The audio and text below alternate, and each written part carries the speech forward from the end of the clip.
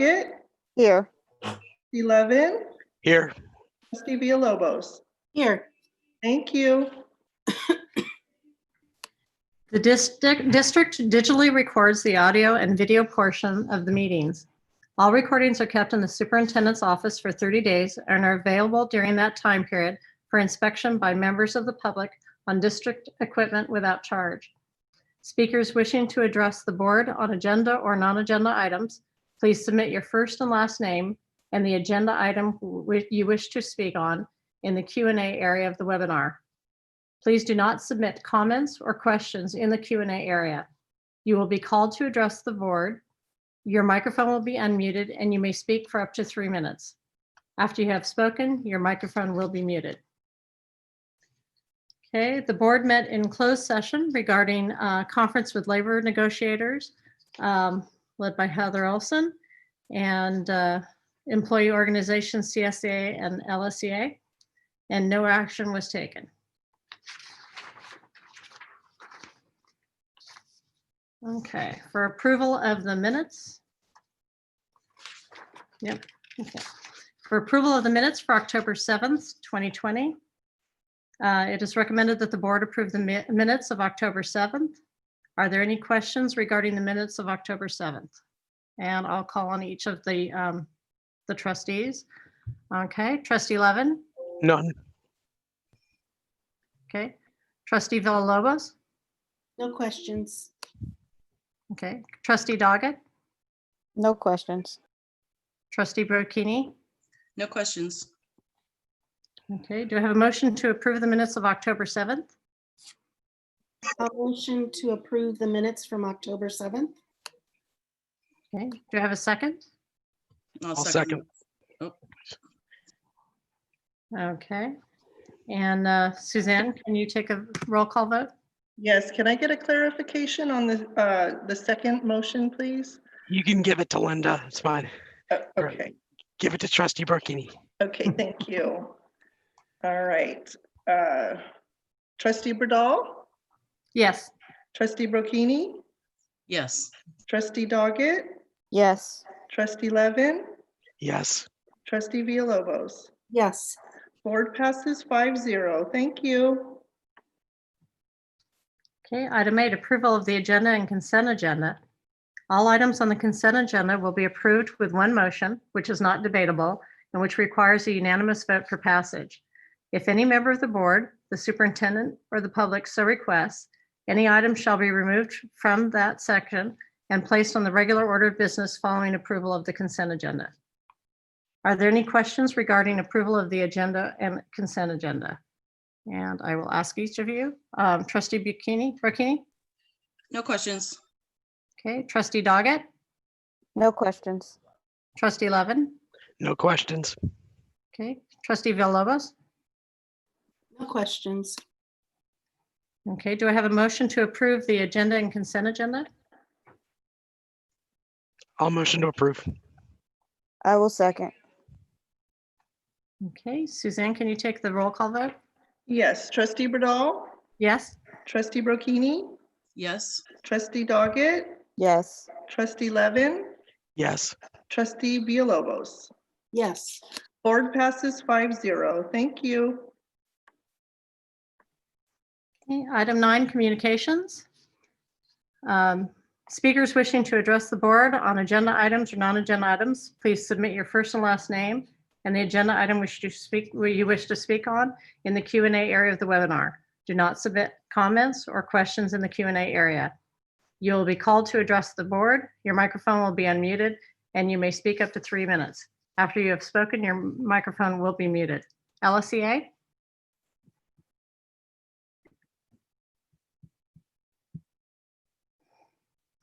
It looks like that Megan says, I do not have public comment for general LSEA time. Okay. But interested in 10B, all right. And CSEA?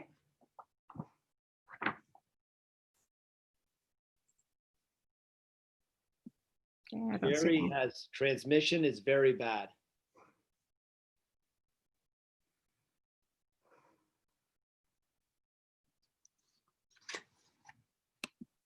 Okay. Well, we I- can get the people wishing to address the board and if Jerry comes back.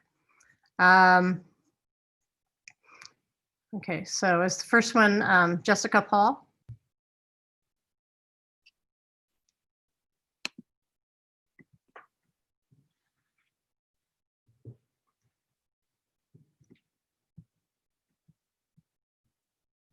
Okay, is Jessica able to speak? I have her unmuted, but she's not coming up for some reason. Here, let me go to this.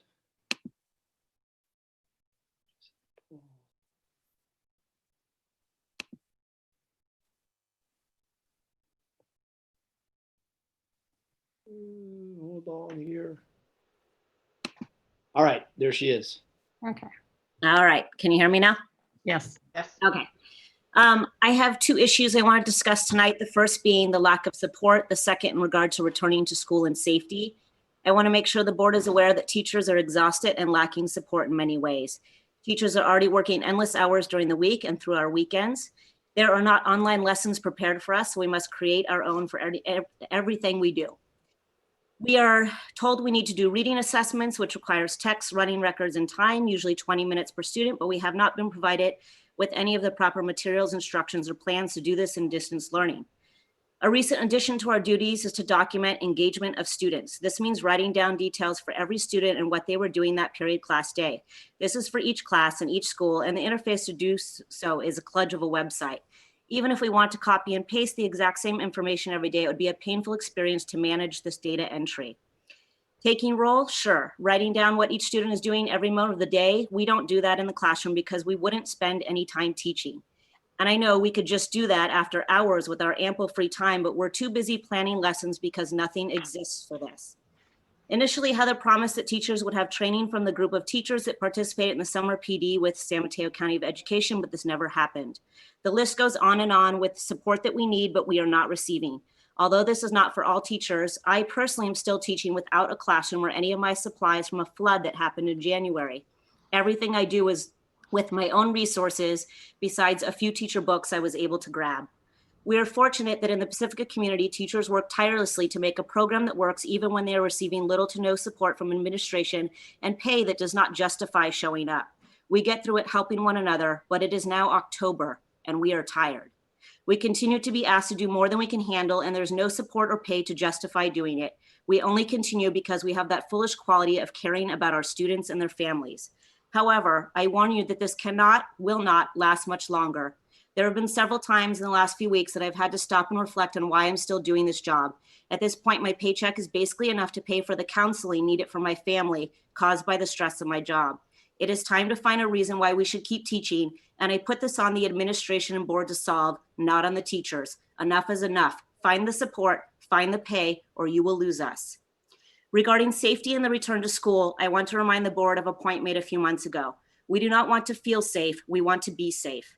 As one of the Cabrillo teachers pointed out in the last board meeting, we are no closer to accomplishing this goal of being safe. Our best methods for keeping safe right now include wearing masks, minimum of 6 feet of distance, staying outdoors, temperature taking, etc. We are far from being prepared for enforcing these safety measures. We also need access and consistency with testing and contact tracing. 2 months keeps being mentioned as the minimum requirement for testing staff. Considering that the time from infection to contagion to potential serious consequences, including death, is only 30 days, I hope that this is not the option we choose.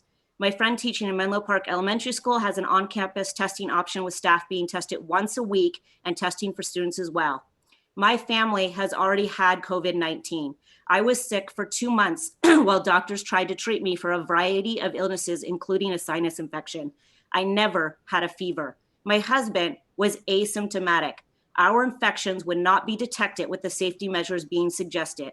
It only takes one family to decide to tough it out to infect an entire school population, and we might never know until it is 45 days too late, depending on when a sick student or teacher arrives at school. Maybe the school population will survive and we only lose one teacher or staff member or grandparent, still one too many. We are far from ready to go back to the school building for teaching, and I say this as a teacher working in the full year distance learning program, but this is about all of us, our Pacifica community, our Bay Area community.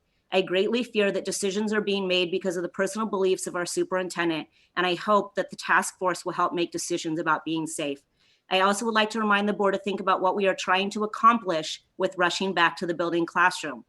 Are the students really going to be emotionally and socially satisfied or get a better academic education by attending 2 half days a week where they need to be distanced, take temperatures, wash hands, wear masks, and cannot participate in any group activities, partnerships, etc.? They will also be learning on their own most of the week while the teacher is with group A or group B. Why are we not focusing on making the distance learning program successful and keeping our students, teachers, and families safe? I urge you as a board to commit to waiting until January to even consider returning to the school building. Wait until we know what happens with flu season, the holiday season, and the explosions with COVID happening around the United States and world right now. Wait until we have a real plan to be safe, not just feel safe. Thank you.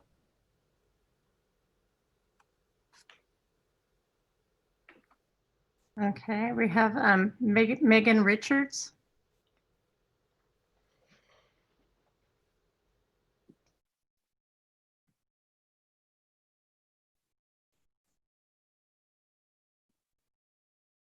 Can you hear me? Can you hear me? Yes, Megan, we hear you. Okay. My name is Megan Richards. I've lived in Pacifica for over 40 years. Before I became a teacher in the Pacifica School District, I volunteered for the district at Lindemar Elementary School and then at LMEC. I teach at Cabrillo Elementary School in the Maud Severe transitional kindergarten through 2nd grade. I love and care for all my students and their families. I look forward to the day that I can teach my students in person, but I believe that we should be teaching my students and all students when it is safe for all students and staff to come back to Pacifica School District safely. Because of my students' disabilities and needs, that they require hand-over-hand support for all pre-academic tasks. Also, they are unable to wash their hands independently, control their body fluids, and they need toileting support and diaper changing. Most of my students require adult support with eating also. My students are unable to comprehend and follow the 4 pillars outlined in the San Mateo County Pandemic Recovery Framework, which are health and hygiene, face coverings, physical distancing, and limited gatherings. With that being said, I do not believe that my students can safely return to school at this time. My students are the most vulnerable population, and that needs to be acknowledged.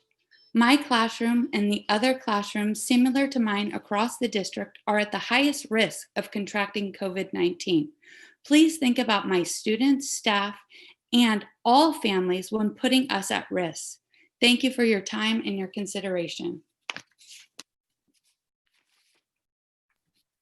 Okay, thank you, Megan. We have Christina Bailey.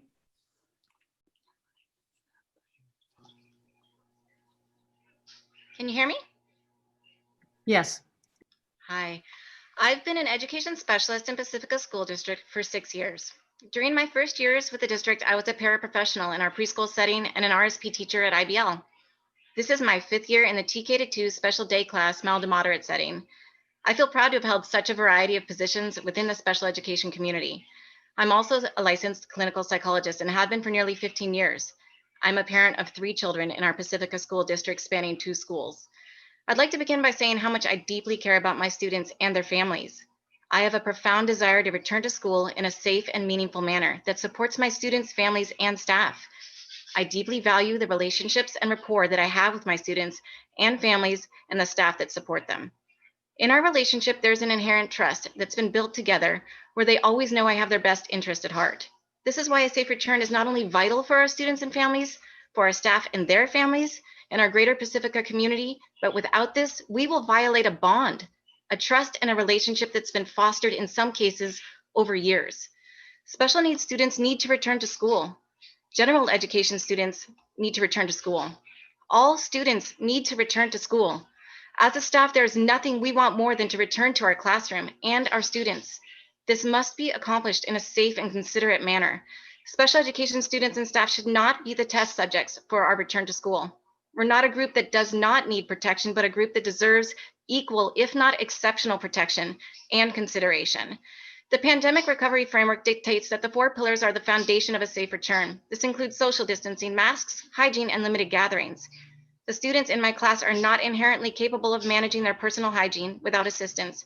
They're not able to socially distance from each other, requiring close assistance from staff to engage curriculum, materials, lessons, and learning, and their daily routines. Many, if not all, have sensory issues that will make wearing a mask improbable, if not impossible, and per that pandemic recovery framework, not required.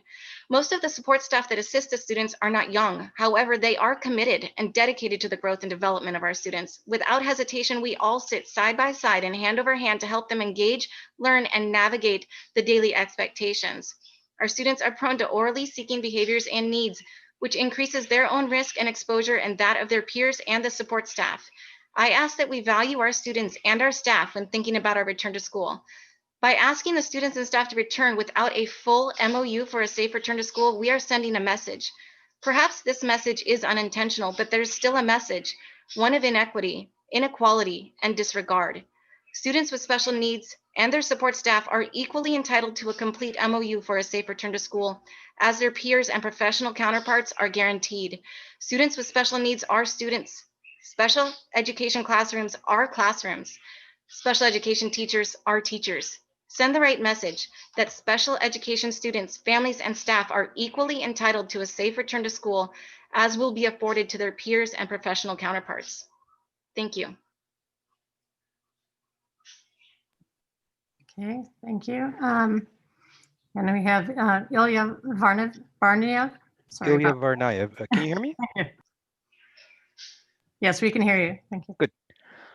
Good evening. As a kindergarten teacher, I can tell you that distance learning is not ideal. Despite the best efforts of teachers, students, and families, it just isn't the same. That being said, I would like to encourage the board not to rush to reopen. As many health experts have warned, we are likely to face a spike in cases over the coming holidays. Given that reality, please continue taking a measured approach to reopening. Consistency is more important than rushing the process.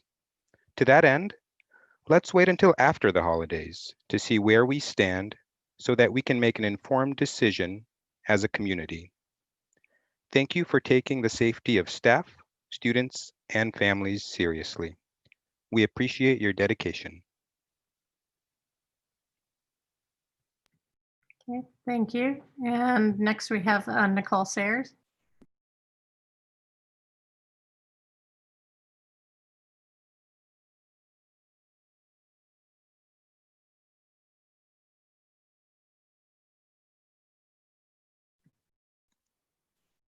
Is Nicole Sayers out there? We have Nicole Ortega brought up, but I think it's Nicole Sayers that is interested in speaking.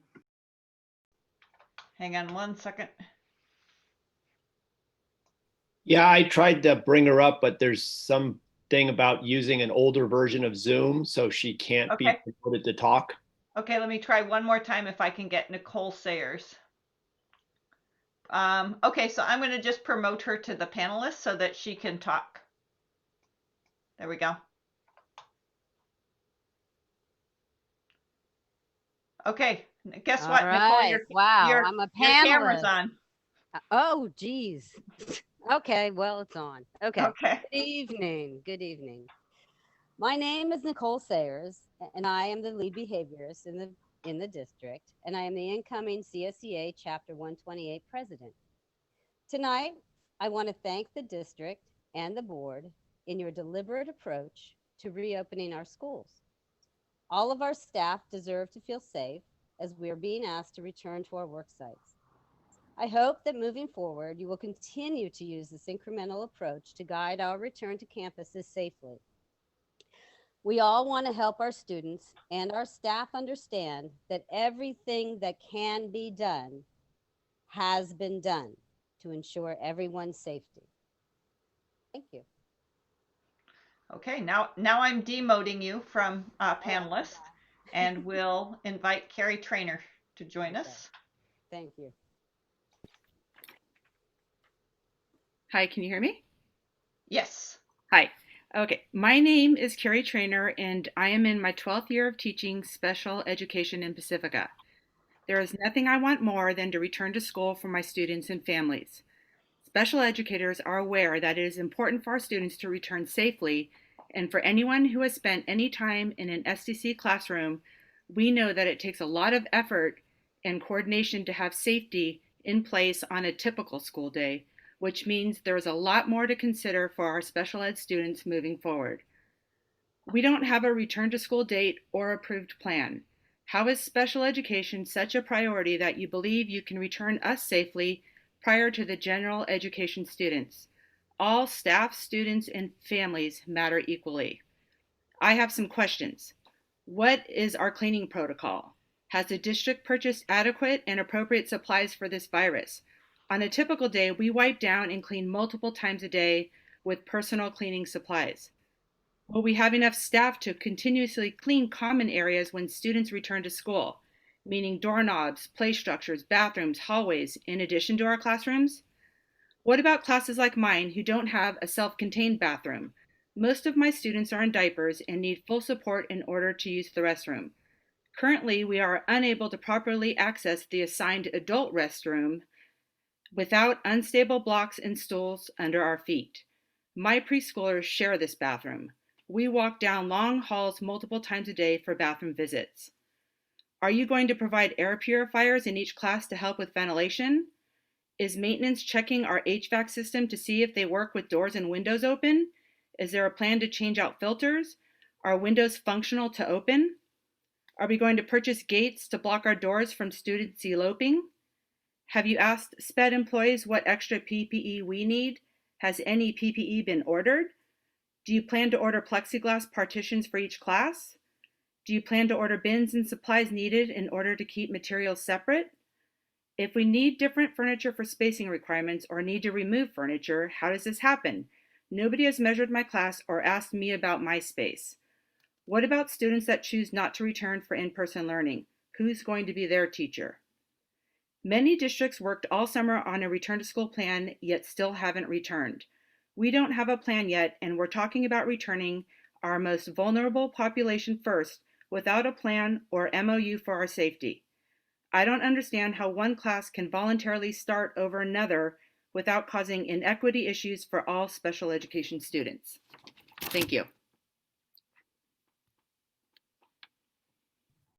Okay, thank you. We have Barb DeVolder.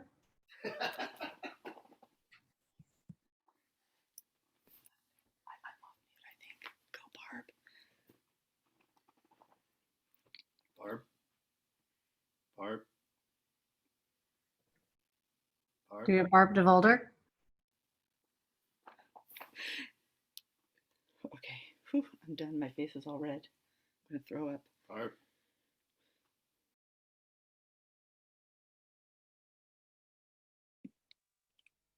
Hi, can you hear me now?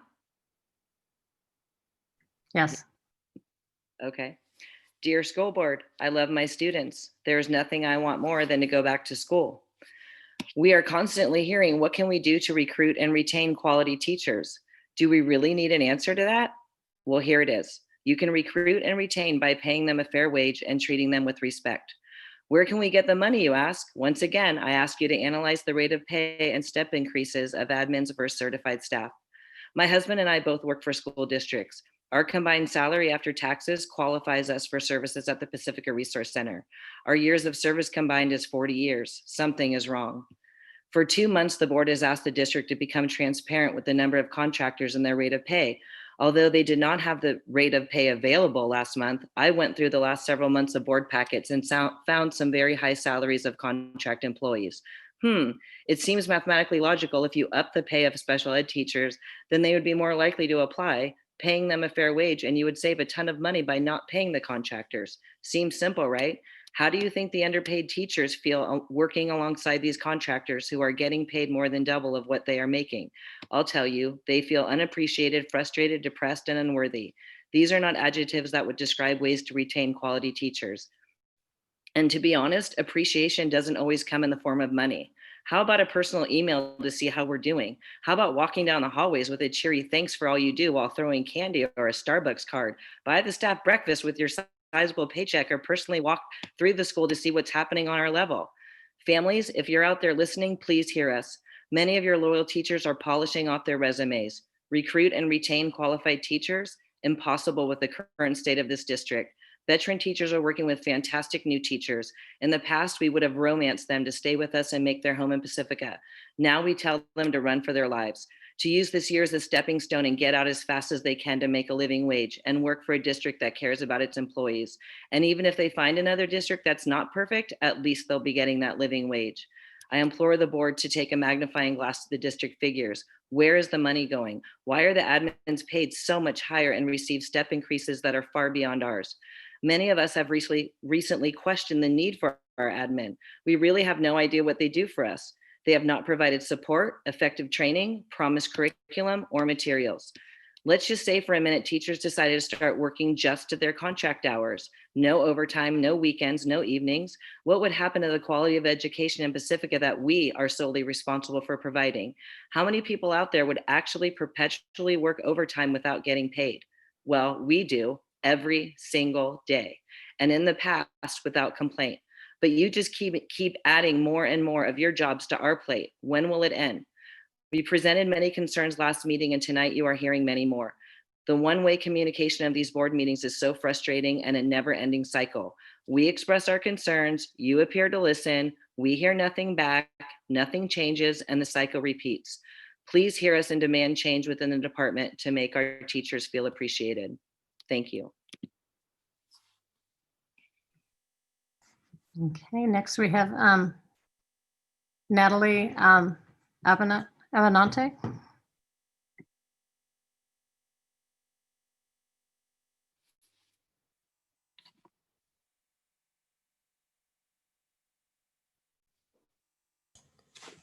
Okay, hear me now? Okay, Elizabeth, you did good on my name. So I'm Natalie Abenante, and I am the RSP teacher at Ocean Shore. So Maya Angelou said, I've learned that people will forget what you said, people will forget what you did, but people will never forget how you made them feel. I want to talk about unintended messages. Forgive me if I don't remember exactly what was said in these examples, but I know what was felt. When the board has a public conversation about someone's salary, for instance, the project manager for the bond, and you all agree that it's just not enough for the Bay Area, and yet it's more than most of your employees make, we are left feeling unvalued. When board members come to meetings, turn off their camera, and say almost nothing, it feels like you are indifferent. When we send you emails and you don't respond, even to acknowledge receipt, we feel ignored.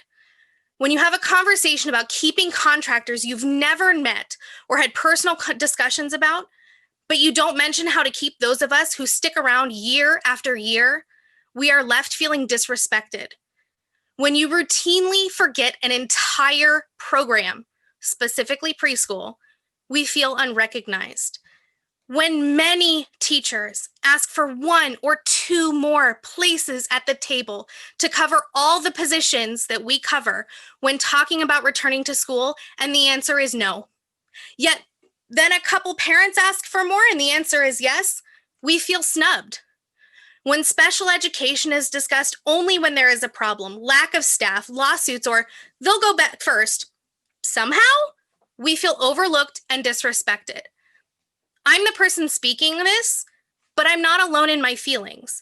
I know this because I talk to people and I listen to them. As members of the board, you need to think about the messages you are sending to the people who work in this district, especially right now, when we are all working so hard to try to meet the needs of each and every student and family while dealing with this chaotic time. You set the tone. Think about what messages you are sending. Think about how you make people feel. Thank you. Okay, thank you. Next we have Pamela Aguilar. Hello, can you hear me? Yes. Fantastic. Hello, my name is Pamela Aguilar. I'm a parent to a child in a special day class in Pacifica, and I'm also an educator from San Francisco Unified School District. Thank you for listening with a lens of action tonight. My hope is that my statement pushes you to review the current reopening documents, survey your populations, and create a robust data-informed safety plan that equitably protects students and staff members who return to school during this global pandemic. As a parent of a student in a special day class, I will address student safety. It frightens me that my son's SDC class could be first to going back to in-person learning without a robust safety plan. I can't even argue that students with intellectual and physical disabilities, students with IEPs, and students who need massive amounts of teacher assistance should be the very last group to return to school, because these students, like my son, are extremely vulnerable and they need the most adult supervision to do what their peers can do in independence. Does our district have a written plan that's inclusive of our most vulnerable students, students like my son who receive resource services? What data has been surveyed and collected from families like mine, detailing their specific needs to return to school safely? My voice should matter so I can advocate for my son's safety. Please meet all of the needs of all of your families based off of the data collected before implementing a return to school plan. Finally, as a fellow educator from San Francisco Unified School District, I will address staff safety. When I say staff, I'm referring to all teachers and any adult that is under contract by the district. Does your district plan include 1, accommodations for staff with special circumstances, staff that is 55 years or older, staff that is vulnerable to COVID-19, or staff that have at least one child who requires supervision during the workday? And 2, creation of leave options of those required to quarantine due to COVID-19. In conclusion, has the staff been explicitly asked if they are comfortable and ready to return to work in person this school year? Teachers' voices should matter so they can advocate for their needs, the needs of their families, and their students. Please survey all of Pacifica staff. My union, the United Educators of San Francisco, did just that. The hybrid learning survey collected 3,312 results from October 3rd to October 23rd. I leave you with the following data points. Of the survey, respondents of UESF found 71% either personally have an increased health risk or live with someone who does. 26% are parents with children who require care. 83% identified reduced class sizes as their priority for social distance learning. And when asked how San Francisco Unified can continue to support its educators, 96% of staff identified wanting to continue working from home. Pacifica School District, your call to action. Survey each and every family that your district serves. Survey each and every staff member that you have hired. Data will inform your robust plan for opening school safely and protecting all students, staff, and families, including my son. Thank you. Okay, thank you. Next, we have Martha Sanosian. Hi there, can you hear me? Yes. Hi there. Dear board members, hello. My name is Martha Sanosian and I teach kindergarten at Valleymar School. I have been teaching in the district for nearly 20 years now. I love my students and there is nothing I would like better than going back to school. However, I have never been so frustrated and disappointed with the district as I am right now. The lack of leadership from the district office has been appalling this year, and this being the toughest year many of us have faced teaching. There was no tech support from the DO at the beginning of the school year, no working equipment to teach with. I am still using my own personal device during my lessons. No training on Zoom programs, RAS Kids, or Seesaw. If it were not for the kind support of my teaching partners who are more tech savvy, I would have been blowing in the breeze with no help from the admin. We have been asking for technology training all summer long, yet got nothing. I have never felt more unprepared going into a school year. It is hard enough to teach kindergartners in person, but imagine teaching through a computer while your programs crash, your Wi-Fi is spotty, you have parents listening in, and critiquing, and the children have super short attention spans. It's enough to do your head in. We are all living through the pandemic and the frustration it brings. We as teachers always ask our students to come prepared and ready to school. This helps to keep them from being frustrated. The district expects the teachers to come prepared to teach. If we don't come prepared to do our jobs, we don't get to keep them. Why is the district not being held to the same standard? Thank you for your time.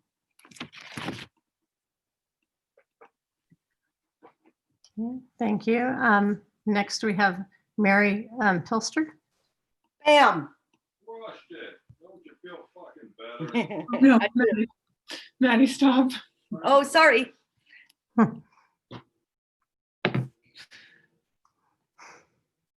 Okay, Laura. Can you hear me? Yes. Thanks.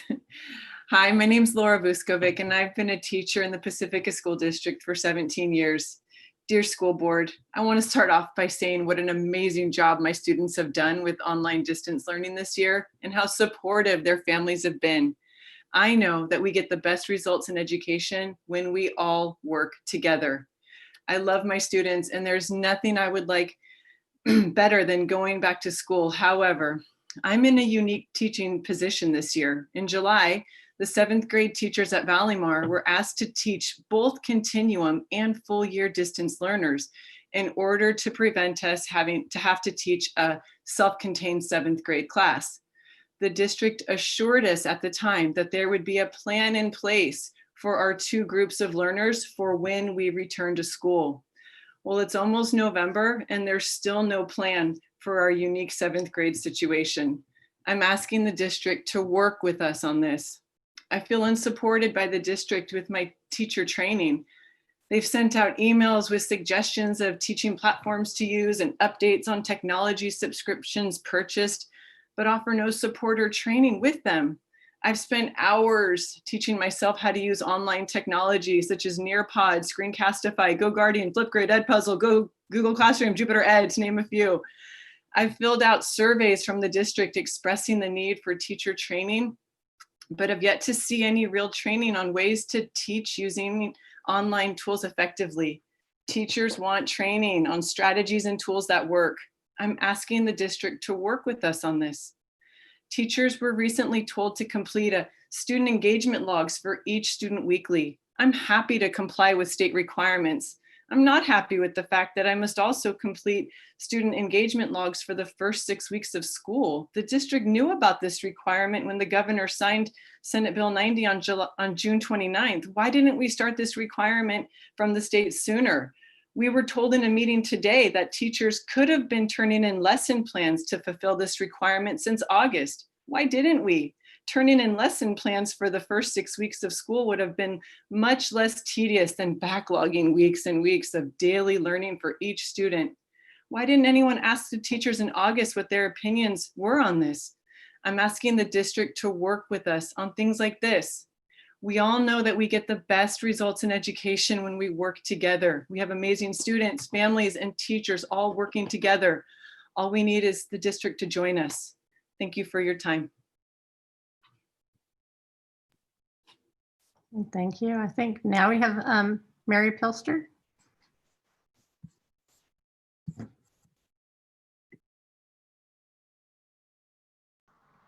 I'm looking for Mary Oh, there she is, Miss Para Mary. There we go. Hi, good evening. Hi, I'm Mary Pilster. I'm a paraeducator at Ortega Elementary.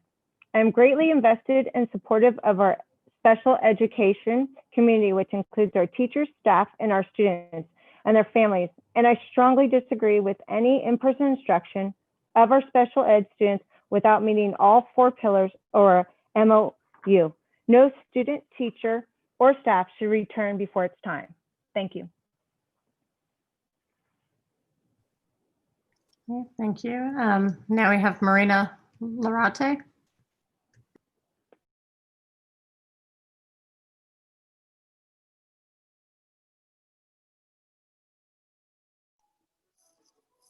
Hello, can you hear me?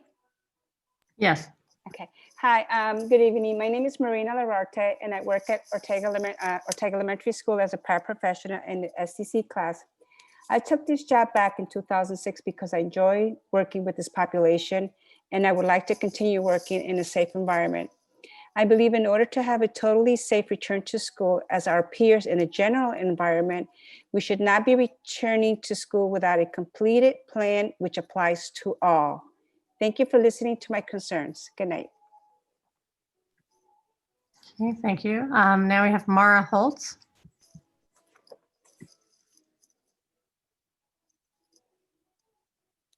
Can you hear me? Yes. Good evening, board members. My name is Mara Holtz and I teach 3rd grade at Valleymar. I've been teaching for 12 years, the last 6 here in the Pacifica School District. I love my students and there's nothing I'd like better than to go back to school. That being said, I have great concerns about going back to school in person. To date, nothing seems to have been worked on prior to its need. For instance, the district had all summer to work on what school would look like virtually, yet we were scrambling the day before and for some, the day of the first day of school to get class lists and working technology. Having MacGyvered that together ourselves, we then asked about assessing the students, only to be told that this was being left up to the teachers to figure out, which meant once again, we, the teachers, had to try to come up with how to assess our students virtually, creating many different assessment options and no district consistency. While I was still figuring out how to assess my students, we were then given 45 minutes during a PD to create our own report cards. This was incredibly stressful and chaotic. Considering there was a report card committee that had worked for 2 years on a report card only to be told it was too hard and too expensive to put into Synergy, I'm not sure how we were expected to create our special report cards for this year in only 45 minutes. Finally, as if my head wasn't reeling enough from all of this self-creating and YouTubing my own tech training, we found out last week that we would have to start including a student engagement record with our daily attendance. This is a state law that has been known about since June 2020. My stepmother and several friends who all work for different districts have been doing this since the beginning of their school years. And yet, we were only told last week, and we were asked to go back to August and fill out the backlog for every single one of our students for every single day of the school since August. Which brings me back to why I have great concerns about going back to school in person. Some of the teachers here have compromised immune systems, and some of the teachers here are living with people with compromised immune systems. We all try so hard to be careful whenever we leave our houses. We wear masks, we wash our hands, we try to socially distance ourselves. We do what we can to prepare and stay safe at home. Considering the lack of preparation that our district has shown us, I do not have great faith that the district will prepare and do whatever it takes to keep myself and the other teachers safe. Thank you for your time. Thank you. I think Jerry Newland is on now. Jerry, can you unmute? Hi, who are you calling? You, Jerry. Me? You're next. That's what I thought, but I wasn't sure because I cannot hear but maybe 30% of what's going on, which is terrible. I don't know why. Are you hearing everything we say? We are. We're hearing you. I am anyway. Well, that's because I speak loud. But, you know, I'm concerned. I thought things were coming along pretty well. We had the task force that we were working on, and I know we had the summer group too that kind of was, we're duplicating what they did at that time.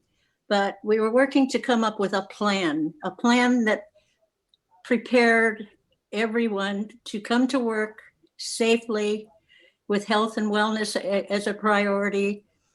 And then I hear all of a sudden that SDC is going to be, the teachers are going to be asked to come to work sooner than anyone else. And that, I don't know that I heard the right terminology, but I think it was kind of transmitted to me that this was going to be on a voluntary basis. Well, then I thought, well, if the teachers are going to have to go back, so are we as staff, because they cannot handle the students by themselves. Well, none of this was brought up to CSEA, of which I'm the president. And I've been involved in a couple of meetings this week. I heard nothing about the fact that they're trying to get SDC back. I would think that there's got to be some negotiations going on here by both LSEA and CSEA, because there's no plan.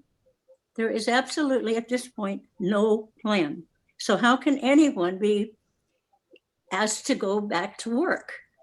You know, we don't know how the students are going to arrive. We don't know how they're going to enter the building. We don't know how their hours. We don't know transportation. I know there's some talk about how all these things are going to happen, but nothing is in concrete. Just like it, you know, we got thrown out on March 16th. We had to make our way. We've had planning time now, and it doesn't even seem like we're waiting for the plan to be approved. It's not developed, and it's not been approved by the county. Certainly hasn't been approved by you folks. How can anybody be asked to return to work?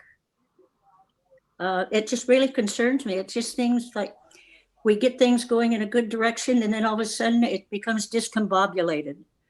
And last night I was really upset that there was thought of the teachers being told, you know, the SDC kids need schooling. We know that. We love those kids. We wouldn't be working with them for myself 16 years. I came to be a sub, and now I'm going to be retiring from it. I enjoyed it so much. It's just not right what's going on right now. You have people so upset. You know, talk to your teachers, you know, listen to what they're saying. I don't know what's going on, but you think it's going well, and then all of a sudden it seems to blow up. Listen to the people who are out there trying to do the job. That's really where I think we're missing the boat. Please listen to them. You know, they're good teachers. They're spending lots and lots and lots of time, more time than you realize.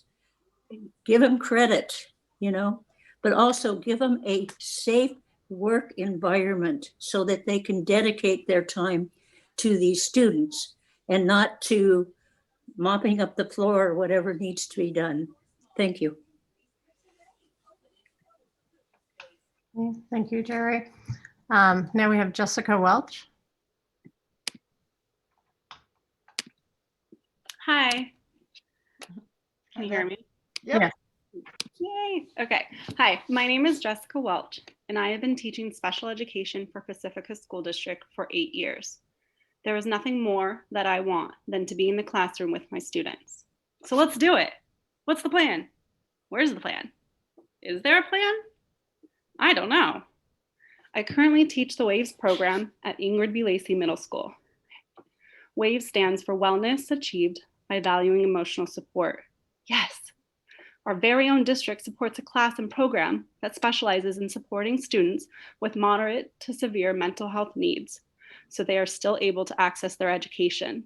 How cool is that? Even prior to the pandemic, we had this program.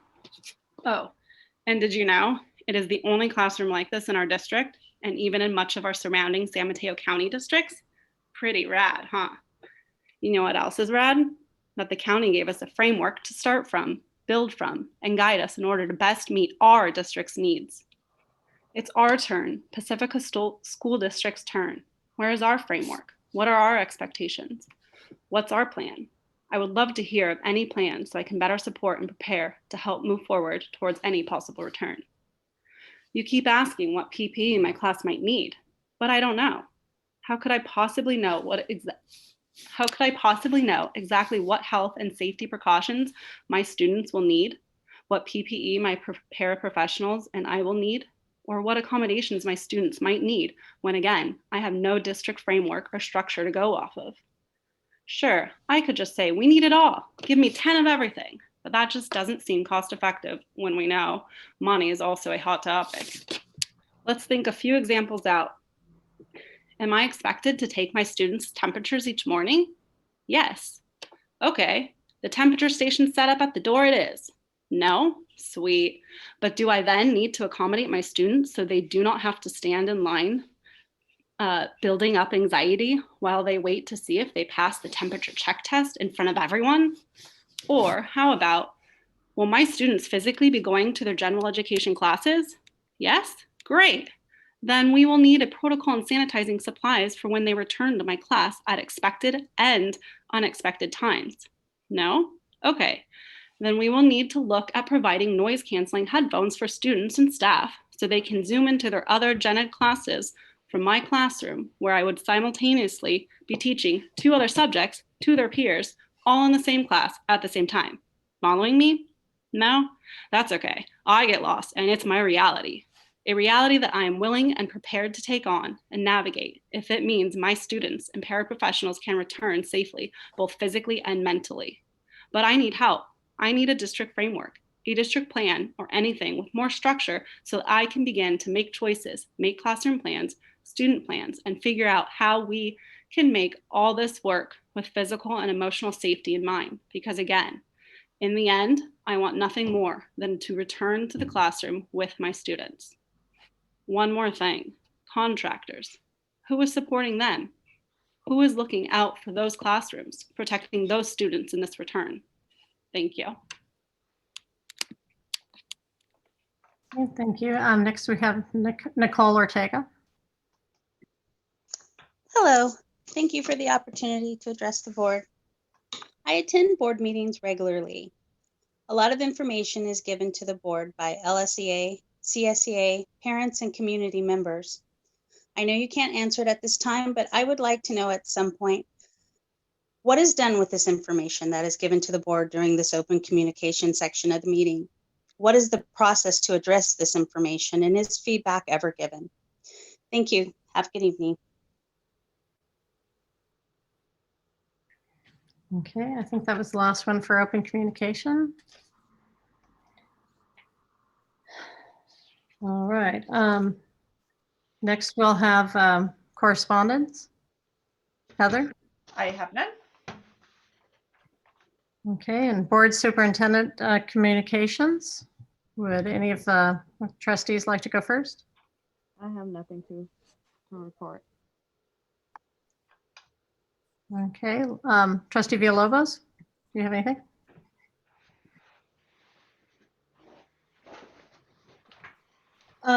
Yeah, I'll just go down.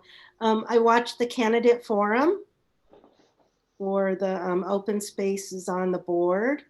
I did an Ocean Shore site visit with the Principal Ballinger, and she gave me a tour of the school, and I wanted to follow up on some of the bond projects. While we were touring the school, you know, it's pretty empty, but the librarian ran out and she was so happy that she got a card from a second grader. And I know it sounds, you know, like it's just a card, but I think that she just really appreciated it because she's, you know, not doing her regular job. You know, she's not working with the kids. She's not reading to them. She's not, you know, she is on Zoom, sorry. But she had a tangible something that somebody thought about and went to school and gave it to her. The other thing that I ran into just touring the school is, you know, one of our teachers passed away last month, and they are setting up an altar or ofrenda for him. So most of the 4th and 5th graders who knew him were the ones who actually did the artwork for them. And so Principal Ballinger, you know, has some experience with the ofrendas because she worked in San Francisco in the Mission District. And I just thought it was really special. I mean, when you think about what Dia de los Muertos means, it was just really special. So that was like my visit. And then I did follow up. There was one kinder table that had been placed, and they're waiting on the larger tables for the bigger kids. But because of COVID, the orders are severely backlogged. I also saw the #1 priority, which is the 3 portables They have the ground all ready to go. I think there was an update, that it finally passed with I can't remember the acronym, but the architect of the state who has to approve things. So I'm pretty sure those will be going to the factory to get, special ordered and then get placed. So that was good because, we want to see that the bond money is, working and we're doing something. So I had a very nice visit and the Kent Awards, just if I can share with you, that's one of the, my favorite things to do as a board member is to go to the Kent Awards because it's so special. I mean, just some of the things that were mentioned was of course Pacifica School District for its homeschooling program and tripling in its size because of COVID. So Kathy Green and Julie and the new staff were honored for that. The other things was Jefferson Union High School District has a gift giving program at Seton Hospital, and they train special, I'm going to say disabled adults, how to run the register, how to run a business. So, I'm going to stop in there and see if I can support through that way because it was a really good program. And then the other one was South San Francisco has a Ruby Bridges Walk to School Day. It started off very small and now it's turning into something larger where all of South San Francisco schools now celebrate it. And they actually got to meet Ruby Bridges too. I did receive some emails from some teachers, and now everything, from the emails is starting to piece together now that I've listened to everybody. And one of the things that I want to apologize for is that we did the Indigenous Peoples Day resolution, and in the resolution, it read that we were going to supply resources. We didn't provide resources. So I just want to, put it out there that November is American Indian Heritage Month. So we're not too late. I mean, so we can, move forward with that. And hopefully we can get that resources out to the teachers because there's a lot of organizations that have accurate curriculum, like the National Museum of the American Indian, and also Plymouth.org, because I know Thanksgiving is coming up and I always cringe at that, I know. But anyways, so that's all I have, I think. Yeah.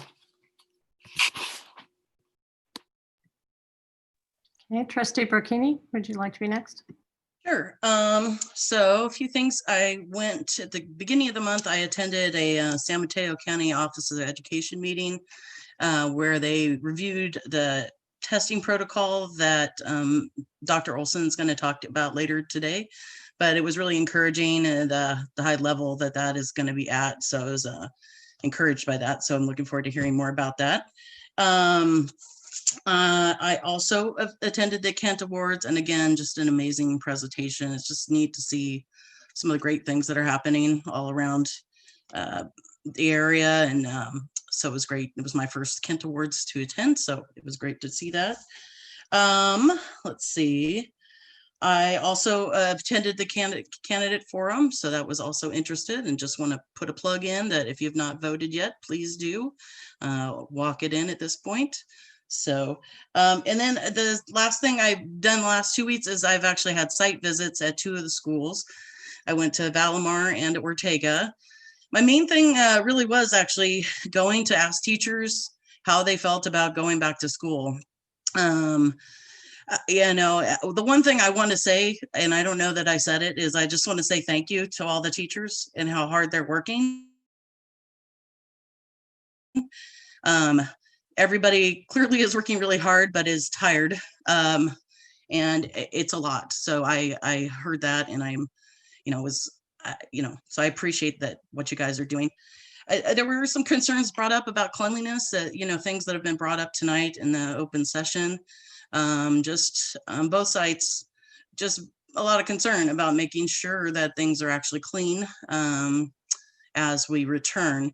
I felt like the teachers would like to see everybody back on campus, but or get to that place. But again, there's a lot of uneasiness, and a lot of that was expressed tonight.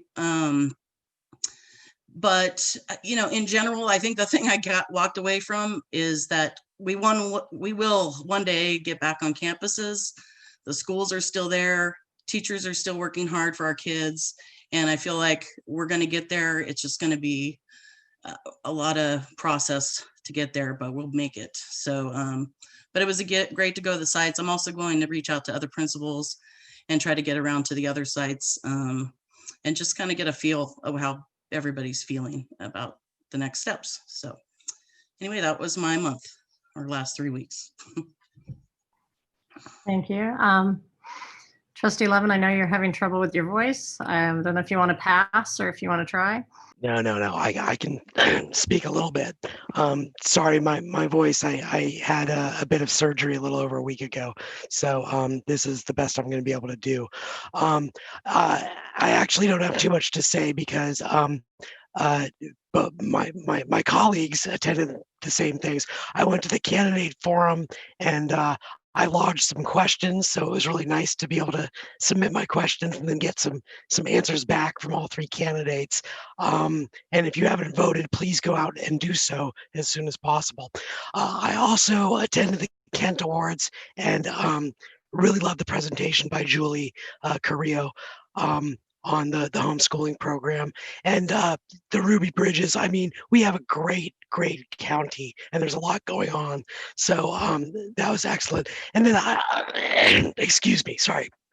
And then I also met with Superintendent Olson a couple of times, and I would like to ensure everybody out there, staff and families, that we do listen to you. The information that we get at public comment, we're not allowed to talk to each other as trustees about it individually, but I can assure you that we discuss this with Superintendent Olson continually. And I guess the only other thing that I wanted to say, aside from thank you, and I know that it's really hard, is I guess that I would just like to express that I don't feel like any decision has been made about going back to school. And I know that myself and my colleagues on the board have not approved any return plan. And so the sense that I got from a lot of people is that there's a conclusion that there's already been a decision made to return back to school. And I'm not aware of that plan at all. And I think that we are only going to be committed to such a plan when we feel that it's safe. And part of that is for the community, including staff members and families, to feel it's safe as well. So there's a lot of talk. I think that the task force is hard at work trying to develop plans. I understand the frustration. I share the frustration. I have 2 kids, one who has special needs in this district. And all I can say is that we have to keep working on this harder. So I'm sorry for using all this time in public comment, but thank you everybody for your effort and for your patience. And we're going to get through this, okay? It's just going to take some time. Thank you. And then apologies for my voice. It'll get better in about 6 to 8 weeks. Okay, thank you, Jesse. Hard one to follow.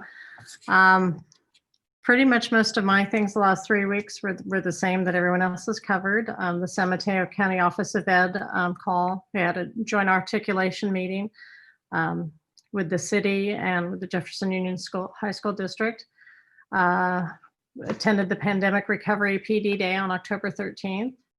The Candidate Forum, the Kent Awards, and also the music department had a meeting, so with the band directors and so forth. So music is still getting out there and the arts are still important. And hopefully that's something that they'll be able to do in person at some point this year.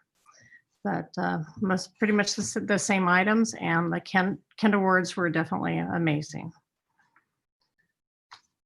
Okay, so we're going to go on now to item 10, which is district business. Okay, district goals. The district values the goals provided by our local control accountability plan and strategic plan. All of our district board agenda items are tied to these goals. One or more goals are listed and described at each board item.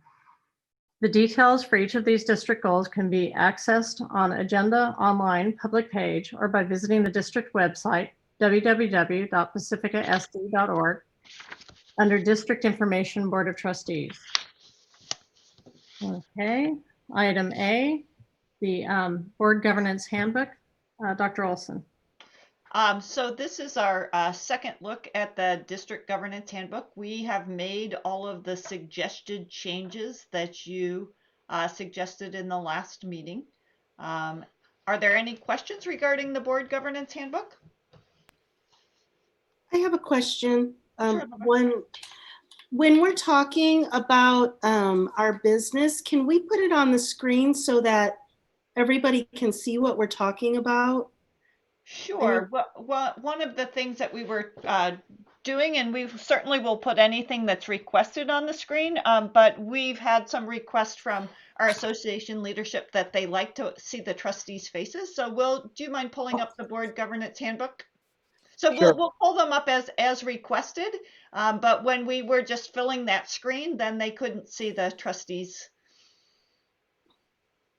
While Will is doing that, may I just take a few minutes as that is coming up on the screen, and we'll take just a couple of minutes. I just wanted to, first of all, in the communications section, introduce Kelly Elves, who is, you're not going to be able to see her now because we've taken the faces off, but we'll put that back on. She is the new executive assistant in the superintendent's office, and we will also thank Suzanne at the end of the meeting, but while we have a large audience, I just wanted to let everyone know that this is Suzanne's last meeting, and we will give her warm wishes toward the end of the meeting and thank her for the service. But I just, while we had so many people on the webinar, I just wanted to recognize Suzanne. So. Oh, okay. I just wanted to, last time we talked about, if we're going to have the handbook, then we should follow the handbook. And I think part of that is time goes by so fast. And Elizabeth had made a great idea to review the handbook at that change when we're introducing a new board member or we're switching roles. And so I was just wondering if we could put that somewhere in the front, that it needs to be reviewed every December meeting.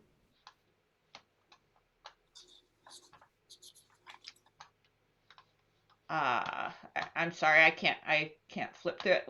We certainly could do that. There is actually a section that talks about the transition of trustees. I don't want to pull it up on my screen right now because there we go. Keep going, Mo. We talked very specifically about the transition.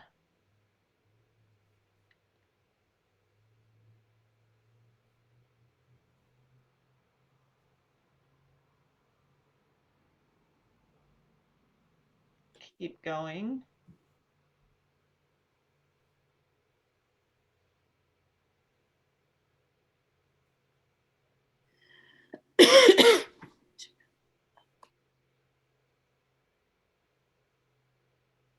I think, unfortunately, might be toward the end. Keep going. Okay, back. Ongoing new team members within 90 days of the election or appointment of a new board member or appointment of a new superintendent, a study session of the whole board will be held for the purpose of reviewing and updating the governance protocols. So Laverne, you suggested something at the transition meeting? the reorganization meeting? No, last meeting, Elizabeth mentioned something about reviewing the handbook when we make the transition. So Okay. maybe we can work. I don't know if that would be something somehow. necessarily at the transition meeting, because that's usually overstacked and it'd be overwhelming maybe for the new board member. But at least be in a packet that they would get, and maybe they could be met with individually. Not necessarily something that the whole board would have to do in public, but maybe set up a one-on-one meeting with them to go over it. Because then we'd have this other meeting within the 90 days. Would that work for you, Laverne? Well, let's just take this year, for example. So next week, we're going to have a newly elected board member. So as a new board member, would it be important for them to read this prior to the December meeting when we're making the transition so that they know all of this? Or afterwards?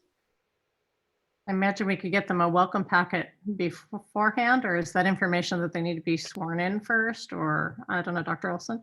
Well, this is a public document, so everyone can have it. It'll be posted on our website. I think it would be good to hear from Kai and Linda. It's when you first are starting as a new trustee, sometimes it's like drinking from a fire hose. So I think the question is, when is the right time to go over the governance handbook with the new trustees? I mean, we didn't really have like an orientation. It would be nice to have something like that for new board members. And then you could go over the handbook, just the expectations, just the experience. I don't think that we have that. It's kind of, and I think, for both Linda and myself, we were, trial by fire because we were appointed. So I think if you are running for election, you have a little bit more time to decide what you want to do, why you want to be on the board. Whereas, in my situation, I was asked by someone at school and they said, maybe you'll be interested. And I was like, maybe I will, like, I'll check it out. So yeah, an orientation, but still, even with a handbook, you still have to just do it. There's nothing like experience. So Well, yeah, I agree with Kai. I also said, like, I actually got all these documents when I first had been sworn in. So I did get all the documents to read, but it's a lot, like you say.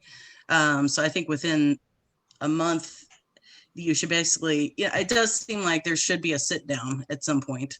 And I know I was in a unique situation because immediately there was a pandemic. So but it does feel like there should be kind of a set down to talk through everything at least one time and then move forward. I do think the 90 days, though, seems reasonable as far as getting it in, because you never know what might be happening at that time. So anyway, that's my comment on that. Okay. I know as a board, we all talked about needing to do more for trustee orientation. Part of it is participating in San Mateo County School Boards Association. I was suggesting to Elizabeth that perhaps the newest elected board member, if they can afford a day off of work, should attend the CSBA new board member orientation. We talked about that it's not probably applicable to Linda and Kai at this point in their career, as they've already had a couple of Masters in Governance sessions. So they're not brand new board members. Our newly elected board member would be brand new. And I think that's a couple pieces to that. But we have all talked as a group around how we want to support and bring on new people. And I think we can do that.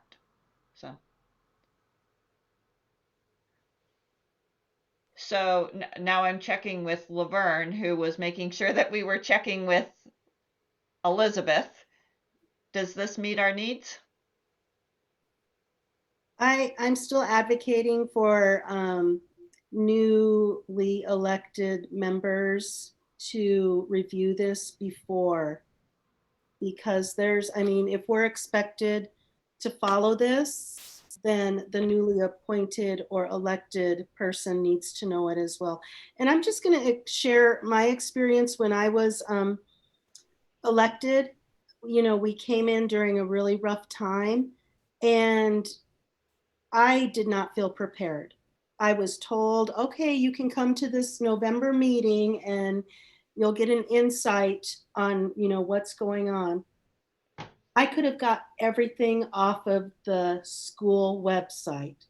So I truly believe we need to give as much education prior to swearing in to the transition. But that's just how I feel. I didn't have, you know, as an elected board member, I didn't have anything like this right away. Mm-hmm.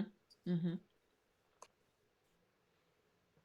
So the action that you would like to have in here is one more sentence that says, new trustees will be asked to read the governance handbook prior to being sworn in. I think that would be very specific. And I also think, like, I don't know if you remember, Elizabeth, but you're the one who brought it up that maybe we could review it, you know, during December before that happens. So that meeting is usually shorter because it's right before the holidays. So maybe it could be sent out prior to that. So we review it prior to the meeting. And then if we have any questions, or if the new elected board member has questions, it could be answered right there.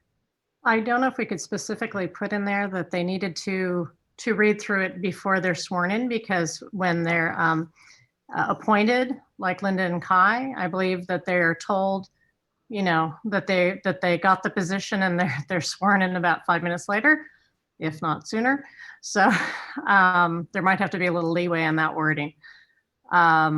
I think this is more, there's so much information here. I think it's not necessarily something that the new member needs to go over in the board meeting, but to be able to digest on their own and have questions and be able to meet with some. So maybe that they would need to meet with the president and the superintendent after they've had a chance to read through it. You know, that would not so much in the public on, you know, like I said, when everything's coming at you like a fire hose. Well, now I'm going to just put us out there. There were several things that we as board members didn't follow in this handbook, and we're seasoned board members. So we need to address that. We need to review this at least once a year. That's my feeling, but that's all I'm going to say about it. Okay.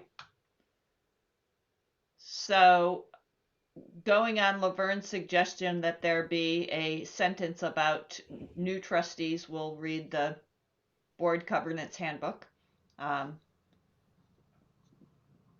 So should we put that in there and then bring that back for a vote next time, or are we ready to do that with the change? I guess That's something that we could vote on, approve it, and with that change, would you be okay with that, Laverne, with them putting that in after the fact?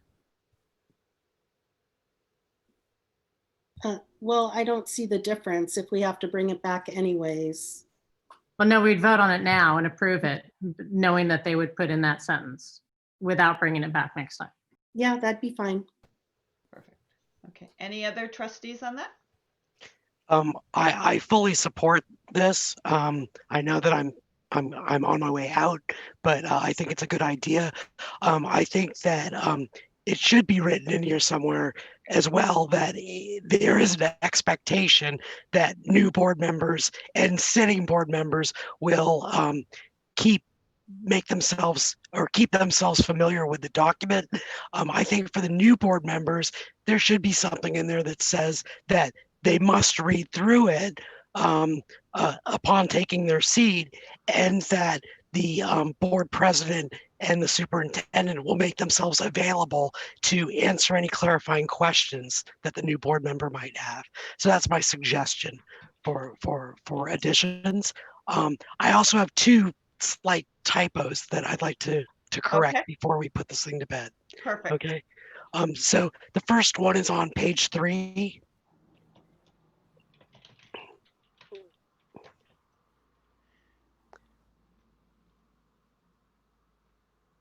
There you go. Okay, so that third bullet, starting with generating, this thing doesn't really read through to me. So what I suggest is change the edit in red. Just change it simply to district direction. Oh, that set the direction of the district. Okay, got it. It doesn't read through right now. Right. So just change that to district direction. And then there's one more on page 12. And let me just get there. I'm looking on my screen here. And on this one, it is that page 12? So Oh, that's page 13. There you go. It's something that says setting aside. I'm looking for it right now. Maybe it's not page 12. Hold on, give me 2 seconds.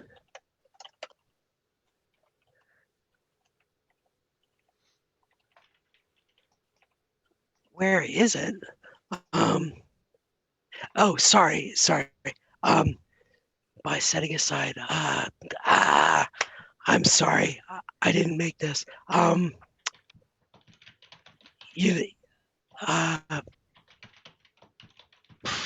Okay, the third bullet on here as well, right? Every one of the other bullets starts with an action, and this is the only one that doesn't. It's a little strange. So what I would suggest here is to just start the third bullet with engage in open and regular communications. And then later on in this, I would do this so it reads engage in open and regular communications by setting aside a section of each board meeting agenda to hear specific issues. And I can send you the edit. It's really, I mean, it's just rearranging this a little bit. But right now it reads pretty awfully to me, to tell you the truth. It doesn't really, I don't know. Anyway, I can send you a suggested edit. It's not that big of a deal. We can move on. Okay. So 3 changes so far. One is that new board members will review the board governance handbook as they take office, not depending on whether they're elected or appointed. And then the second were the 2 improvements or the revisions on the wording. Are there any other changes?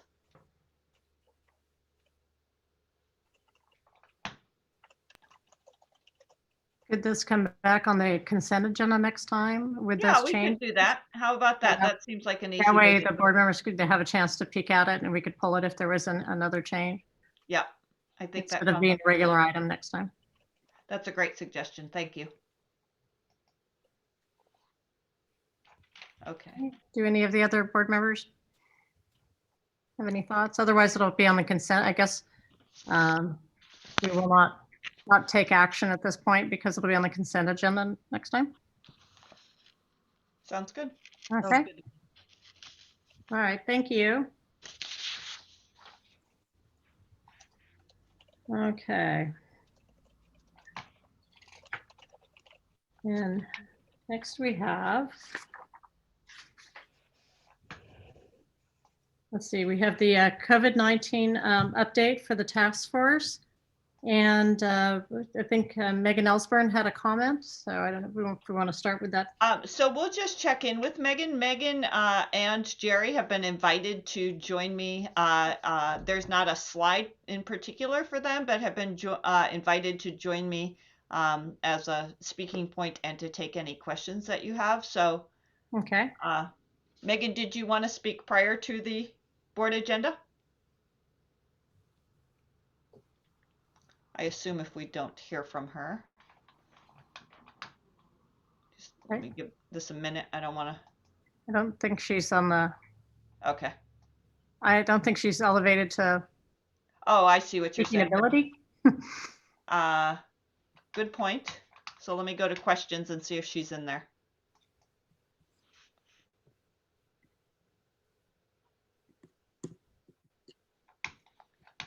Sorry.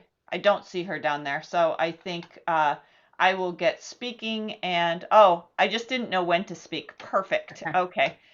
Will actually, while we are doing this presentation, as we kind of get toward the end, would you turn this speaking on for both Jerry and Megan?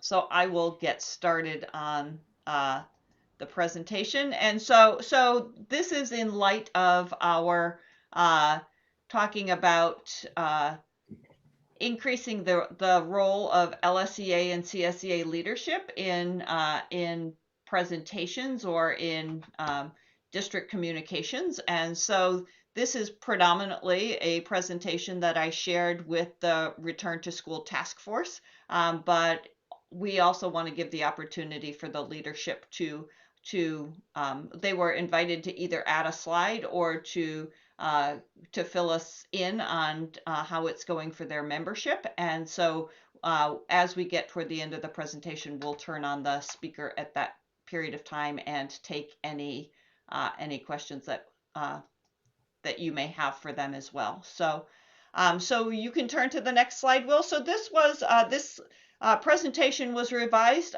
only simply with 2 corrections, and one is if we post the board agenda on Friday, the new data comes out on Tuesday, so I'll always leave a placeholder slide. So this was the metrics from the previous week when we were in the substantial category. And if you'll keep going, Will. As you know, with the new blueprint for a safer economy, we were just, in September, we were in the widespread or the purple category. We spent most of October in the substantial range, and just this week have moved to the moderate range. I don't think I did such a great job with the colors on that one. But so San Mateo County is consistently moving down, and some of the information that people should take away from this is that the actions that people are taking, by most people wearing a mask in public, with the physical distancing, the hand washing, not congregating in large groups, is having an impact in San Mateo County. Because if we see the adjusted case rate has gone down from 6% to 3% in a month, and the positivity rate has gone from 3.7 to 1.6. So the good news is that in San Mateo County, people are taking these actions seriously, and it is having an impact. So you can change the next slide. So this is the information that came out of yesterday, and it will be the updated slide. This will probably be the pattern, is we'll put in the slide for the week when we post the agenda, leaving a blank placeholder slide for that next week's. So we have now for 2 weeks met the criteria for that moderate rate, which now puts us into that orange level. Nothing changes for the district from the standpoint of we are still responsible for submitting a plan to San Mateo County Office of Ed and the County of Health. It's just great news and evidence that that the attention to safety is making a difference in San Mateo County. So the same requirements apply. We cannot go back to school in as a whole group without submitting that plan. And when I talk to what that plan will be, so just for general information, is that we have not submitted a plan to the Board of Trustees nor to the county or county Office of Health. We are still working on that plan. I don't think that we're terribly far away from that, but that's some of the work that we will be doing in the task force, is creating the overall structure of the district plan, and then each of the sites will go into the implementation phases of that at their own school site. So the district develops the plan, and it will lay out an incremental approach for returning to in-person learning, and that it is approved by San Mateo County Health and the County Office of Ed. It takes them generally about 10 to 14 days for approval. However, the trustees would see the plan prior to it going to the county, and you would approve that plan prior to us bringing to the county. It is really one of the reasons for the 10 to 14 day approval rate is they're looking for all of these characteristics. And if you can lay them out so that they're simple to find and you follow the tenets of the pandemic framework, you should be meeting those requirements. And so if we look at what the plan will include, it will include details on cleaning and disinfecting. It will discuss cohorts. So as we talk about going back to school in a hybrid plan, that would be an A cohort and a B cohort. It will talk about entrance, egress, regress, movement from within the school. So how do we enter the school? How do we move within the school? If we are going to walk in the hallways, we are is that walking in one direction so that we don't have incidental bumping into each other. It will discuss health screenings for students and staff, the healthy hygiene practices, physical distancing. We all know that you can create a great plan, but unless people use it, that a plan is not worth anything. So staff training and family education, this is going to take a fair amount of time to get all of these pieces laid out. We're going to talk about, and we'll talk a little bit, a testing of students and staff, how we will screen students as they come in, but also later today in this presentation, we're going to talk about COVID testing of staff. And then we recognize that as we bring people back together, that there will be positive cases. And so the important piece is the capacity to respond and to contact trace from that. Should we have a positive case, we would report that to San Mateo County Health right away.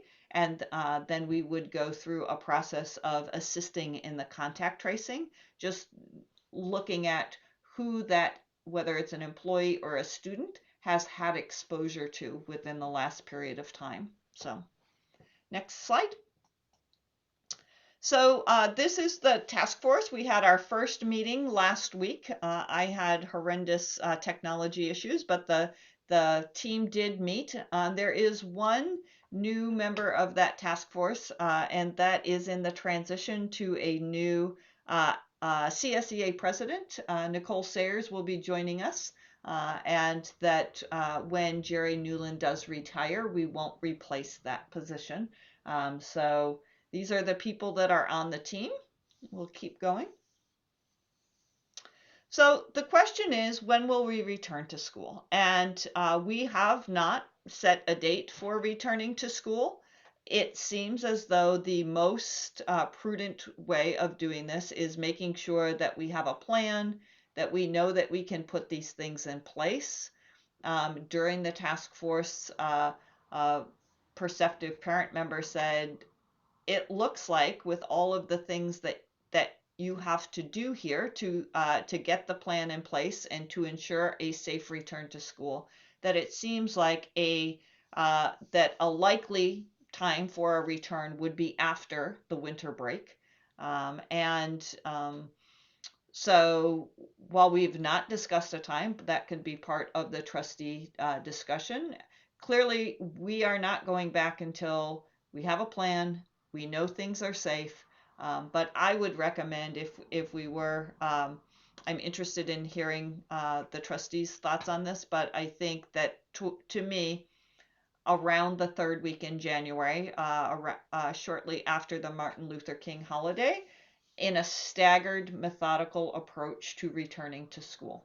And so when we think about bringing cohorts of classrooms back, I think that seems to be a very logical, doable, safe time to do that.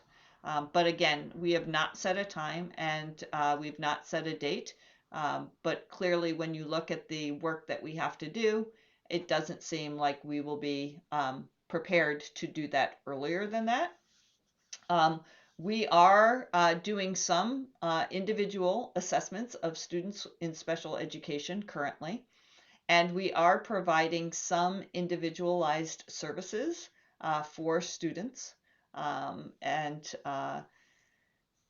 So where we are now and a full hybrid return to school, there are some steps that we may want to consider in terms of how to bring smaller groups of students back to school safely. So our guiding documents are the Pandemic Recovery Framework. They continue to update the Pandemic Recovery Framework. There was just most recently a update on the 21st of October that discusses some of the recent updates that have come out. So they try to approximately every month make sure that there are the updates. Some of the updates were the cleaning protocols are in there. But if you open the first page of the Pandemic Recovery Framework, they tell you the changes that are made. The other that's very important is the California Department of Public Health's COVID industry guidance around schools and school-based programs. And we'll be using both of those as we develop our plans. The Pandemic Recovery Framework, as it's updated, does take into account any current changes that would come from the California Department of Health or the CDE. Another thing to note is that on our October 13th Professional Development Day, we had two panels that were helpful. One was a presentation around the Pandemic Recovery Framework and the tenets of that, while our return to school work groups have received that training. Not all of our employees received that training. So we had that on October 13th. The other piece that we had was a medical panel with a school nurse and two pediatricians addressing our employees' questions around a safe return to school. So that was a helpful part of that day. If you'll get to the next slide. Really, the safe return to school is what we heard on October 13th, and as if you read the Pandemic Recovery Framework, is that, and I saw it today on Twitter, listed as multiple slices of Swiss cheese, is that not any single one of these is the perfect measure to protect all of us, but each time you layer on one level of protection, you're increasing the protection that's available to you. So number one is face coverings. In California, it's more often that you see that, but we will ask every student that is able to have a face covering on. At work, all employees must wear a face covering. Increased hand washing and hand sanitizer is important. Physical distancing of 6 feet. And then limited gatherings, keeping those sizes of class sizes down. We will be unlikely to have any meetings, in-person meetings anytime soon if we think about staff meetings are held virtually. So just limiting the amount of exposure people have to others. And then one other component that will feed into this level of safety is around employee COVID testing. So next one. So just in terms of our priorities and our return to school plan, I just put this up there as a reminder of our priorities and what we want to make sure are in place as we make decisions and have discussions, is the safety of students, their families, and our staff. To the degree we can do so safely, we want to have students on campus. And with a focus on making up for some of the gaps in learning that happened during distance learning. And so that does include special groups of students. And then prioritizing the social and emotional health of our students, their families, and staff. Keep going, please, Will. So this was a question that was asked of the Return to School Task Force, was what criteria should be considered in setting our readiness to return to school. And I won't read all of these, but many of them were items that were mentioned today during the public comment. Is our ability to follow the 4 pillars. How can we? You think about the details that go into a safety plan. Is that, for example, the district plan will be that each school will have an isolation room. And we know that schools have thought about it. I was actually talking to someone today where they know exactly where their isolation room will be. So that would be kind of an example of where that room will be. And so there's the district plan, and then there's the site implementation of that. So there's clearly a lot of work that's going to be done. We are tonight we're going to talk about having 7 additional daytime custodians, up to 7 additional daytime custodians, which will allow us to prepare classrooms in terms of moving desks. Like many classrooms will have to have less furniture, and so setting up those classrooms and what do we do with the extra furniture, how do we store that.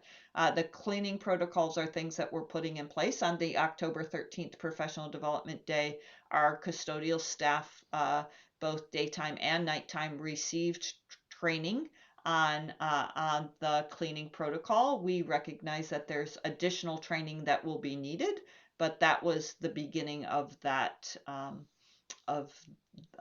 taking. We will need more custodial staff. We have since the summer been in contract with a school nurse through San Mateo County Office of Education. School nurses are going to be very important in this situation, and so as we consult with the school nurse around different situations, we always consult with San Mateo County Health around a positive COVID case or a case of a contact. But what we will find as more students come back is kind of gray areas, not around are they COVID positive or not, but just consultation around when students are safe to return to school and other things. So we have had a school nurse contract that we will use on an hourly basis as we needed. So I'm going to keep going through this. We've talked about a number of these things. This is a to-do list that you saw last time, and we're making some progress on this. We continue to watch that local COVID data. In this week, it was positive. There may be times where it goes back up, and if we should return to school and we move back into a red or into a purple, we can still remain in school, but that's where you would want to probably implement more frequent testing of staff. So that COVID data is going to be very, very important. Continued collaboration and negotiations with LSEA and CSEA is very, very important. So we'll continue to do that. We've had a survey to students, parents, and staff. That was a general survey. It was, we work with a company called Panorama, and the thought is that either 3 times or 4 times this year, we will give this survey. At some point, now we're all in distance learning, we will at some point be where some people continue in distance learning. So we have about 600 students in full year distance learning, and they will continue in that. And then we will have other students in the continuum. We will administer the same survey. So as we get closer to setting a date for the return to school, there will be more surveying, a specific surveying of families and staff around their comfort with returning to school. We had the Will, could you go on back? We've had the Professional Development Day. We will bring to you today, and they're actually separate board items, but we're speaking to it within this one because they're applicable, is the contract with the testing service and looking to hire additional custodians. We'll continue to meet with the Return to School Task Force and develop our district return to school plan. So there is not yet a return to school plan. Then we'll look at site implementations. And the other is meeting with individual employees regarding their concerns with returning to school. As mentioned in the public comment, there are a number of people that may be living with immunocompromised family members or have concerns. And we have since July been available to meet with staff members regarding their concerns, accommodations that could be made with their return to school, or discussing specific leaves that they may be available for. Thank you. Will, you can change that. So next I want to talk about the COVID-19 testing program for staff. And so as required by the California Department of Public Health, the minimum is every 2 months, is that all staff members should be tested. But we are looking at that. We're not going to decide on the cadence of that today, but we need to establish a relationship with a company that can do that for us.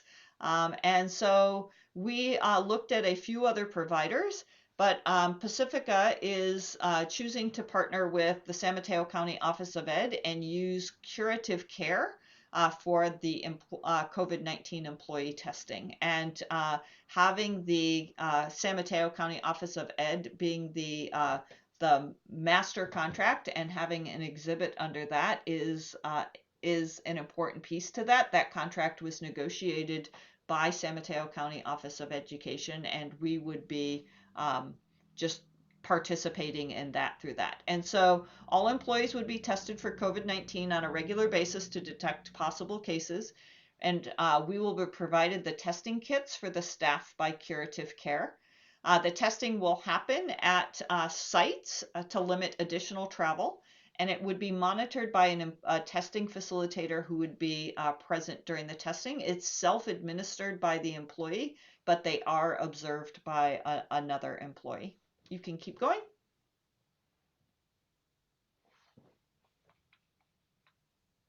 Will?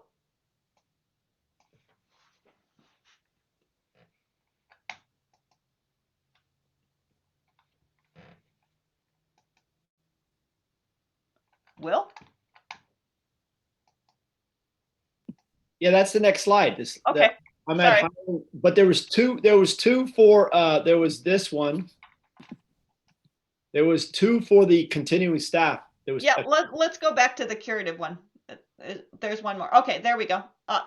Perfect. Okay, there we go. Sorry.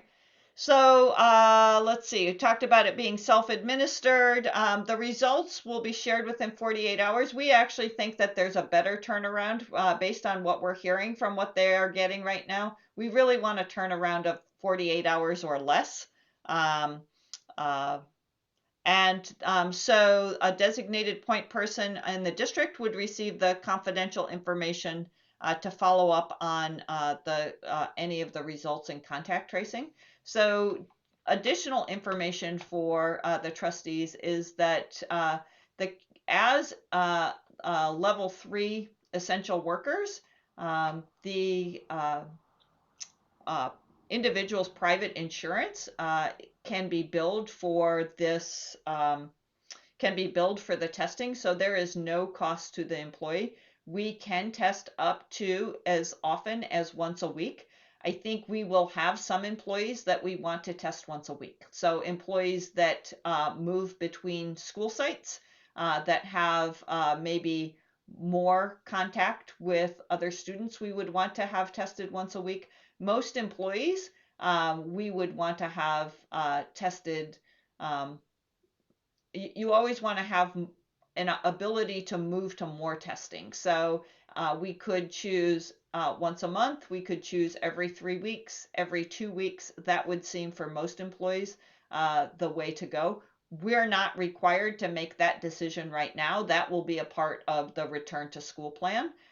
That's just information that you have. So there is no additional cost to the district for the testing. I know that even when we started school this summer, that was my biggest concern, is the cost of what the testing would be, because it's approximately $150 per test. There will be no cost to employees. So for example, if we have a substitute teacher that does not have their own insurance, there is a pot of money for, not from the district, but CARES money that would be able to be billed for the cost of the non-insured employees.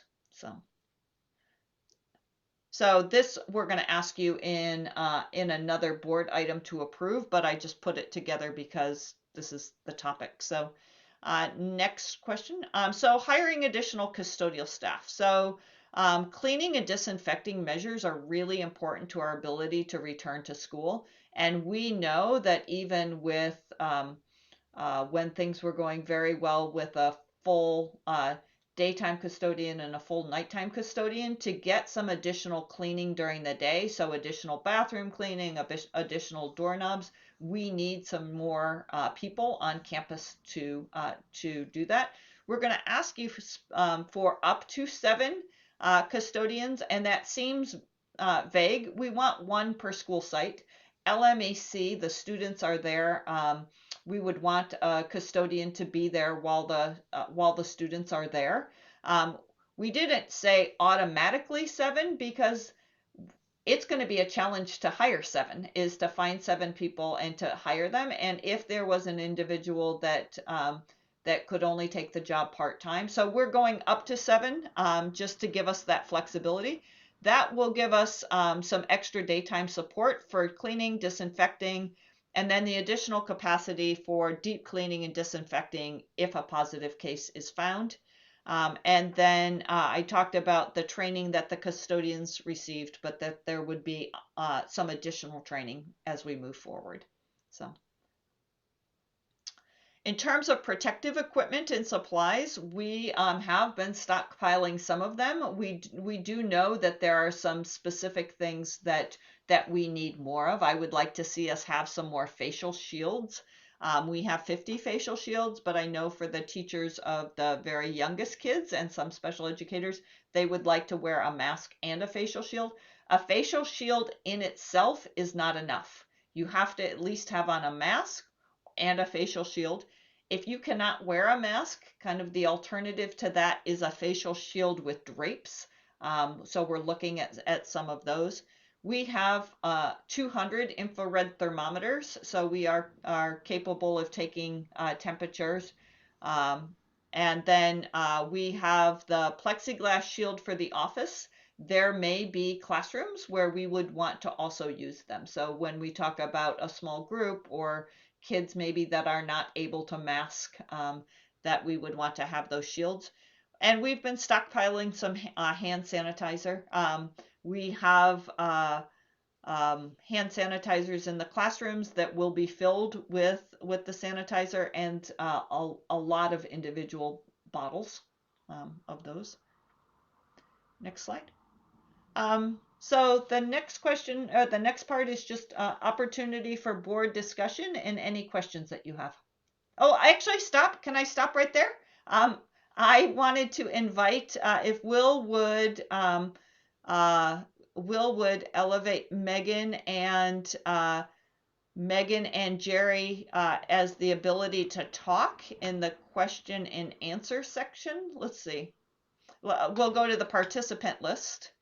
And we elevate Jerry and Jerry Newland and Megan Ellsburns. Shall I just start? Oh, there you go. Thanks. Good job, Megan. Yeah, getting good with the Zoom. All right. So I'm just going to go. I'm not sure how we're supposed to go through this whole process because this is new and we appreciate it. And then we can have some feedback from Heather or Jesse as the board president for moving forward with future board meetings, this format. But let me just begin tonight with some words I've written. Communication between union representatives and board members is something we always have wanted and are always seeking this dialogue back and forth. We're grateful this grouping of board members is open to talking with LSEA. That said, we hope it doesn't stop here. Of course, we want more. I've heard board members have been reaching out and going to sites. Linda and Laverne, you addressed this evening. Thank you. I highly encourage all of you to continue to do this. Teachers are wanting to be heard. That was pretty clear tonight. They aren't quite feeling that lately. Yes, there are more meetings to get feedback from them and surveys and whatnot, but what's getting better? Not much. Your physical presence, conversations, understanding, and engagement might help with that. We weren't quite sure how this format was going to work, so I told Heather what we planned to do tonight. She agreed, but I'm going to throw a little bit of a curveball here now because I can't resist. First, I want to thank our LSEA, CSEA, and parent community who spoke tonight. Amazing words from all of them. I think it is very clear we want to return, but we want to wait until it is safe. It sometimes feels that the district believes there are lots of us who want to voluntarily return. I think the message is pretty clear on that tonight. I also want to follow up on two things Jesse mentioned in his report out tonight. Yesterday, negotiations, we were presented with an idea to have a sub MOU to have some of our small groups return of SDC students. I figured you would know that, but I don't know if that was covered in your closed session today with an update on negotiations, but that's why you heard from so many SDC teachers, because it was presented to us. And also about return to school date, the only communication we've received from the superintendent is the letter she sent out a couple weeks ago to the parent community saying that we wouldn't come back before mid-November. So the way that is translated in people's minds is that maybe late November, maybe early December. We're hearing, of course, tonight more mid-January. We know logistically it couldn't happen before then, but that is why there's this heightened feeling in the community because it has not been communicated or clear. For these board meetings moving forward, LSEA has tried to figure out our best approach for participating. Right now, we think it will be to come to the meetings with some key bullet points that are heightened issues, concerns, and even some celebrations of our members and community. As you know, we have a standing meeting with Heather, Alexis, and sometimes other cabinet members before board meetings. We always assume what we report is shared with you. Now we get the opportunity to make sure the most important items are heard. Tonight, I'll touch base on engagement records, reimbursements, panorama surveys, general communication. These are all things we covered with Heather, Alexis, Josie, and Will yesterday afternoon. As you heard during public comment from some of our teachers, there's lots of concern around the engagement records we are now asked to keep. Information we are receiving from the district isn't quite lining up with information we are hearing from teacher colleagues around the county. We're hearing Will is contacting other districts and getting certain information. Then we're communicating with our friends and it's just not lining up. These engagement records are a tedious requirement from the state. We get that. But it's sounding like the method Pacifica has rolled out is quite cumbersome and not the easiest out there.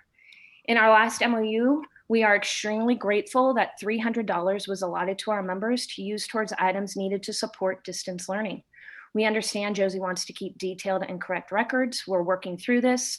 Josie assured us that teachers will be compensated. She just hopes moving forward, we follow the purchase order process and not simply impulse hit the order button ourselves. Panorama survey rollout wasn't ideal. There's still parents waiting to get this survey. The second emailing doesn't seem to have happened yet. The panorama survey is something typically tied to the LCAP as a metric for decision making. This survey is quite important. This year it is still important, but will bear weight in different ways. It has always been frustrating because the questions can be so confusing. For example, one of the questions on the teacher survey, do you think there should be more or less time in-person teaching? Well, of course, I want to, but it's not safe. So how should I answer this question? Yesterday, Will told us the survey would be given multiple times over the year and the data will make sense the more we see it, I guess. I still don't know how I'd answer that question. We also requested this data be shared. It's important we get truthful results and see the comments from staff, parents, and students. Oftentimes, the data from these panorama surveys are super crunched and not giving a full picture, which leads me to my final point of communication. It seems the district is functioning on the idea of, if you don't go, you don't know. This is in regards to these board meetings, what happened at the last task force meeting, what goes on at the voluntary superintendent meetings for teachers and staff. If you don't go, you don't know. That's got to change. There are a lot of emails going on right now, but I'm sure we'd all be happy to get one more if it was consistent and regularly scheduled from the district office about what's going on. We think that would be great. If we knew every Thursday, for example, there'd be a brief email with some updates, awesome. So that's all I've got. Engagement survey, reimbursements, panorama survey, and communication improvements.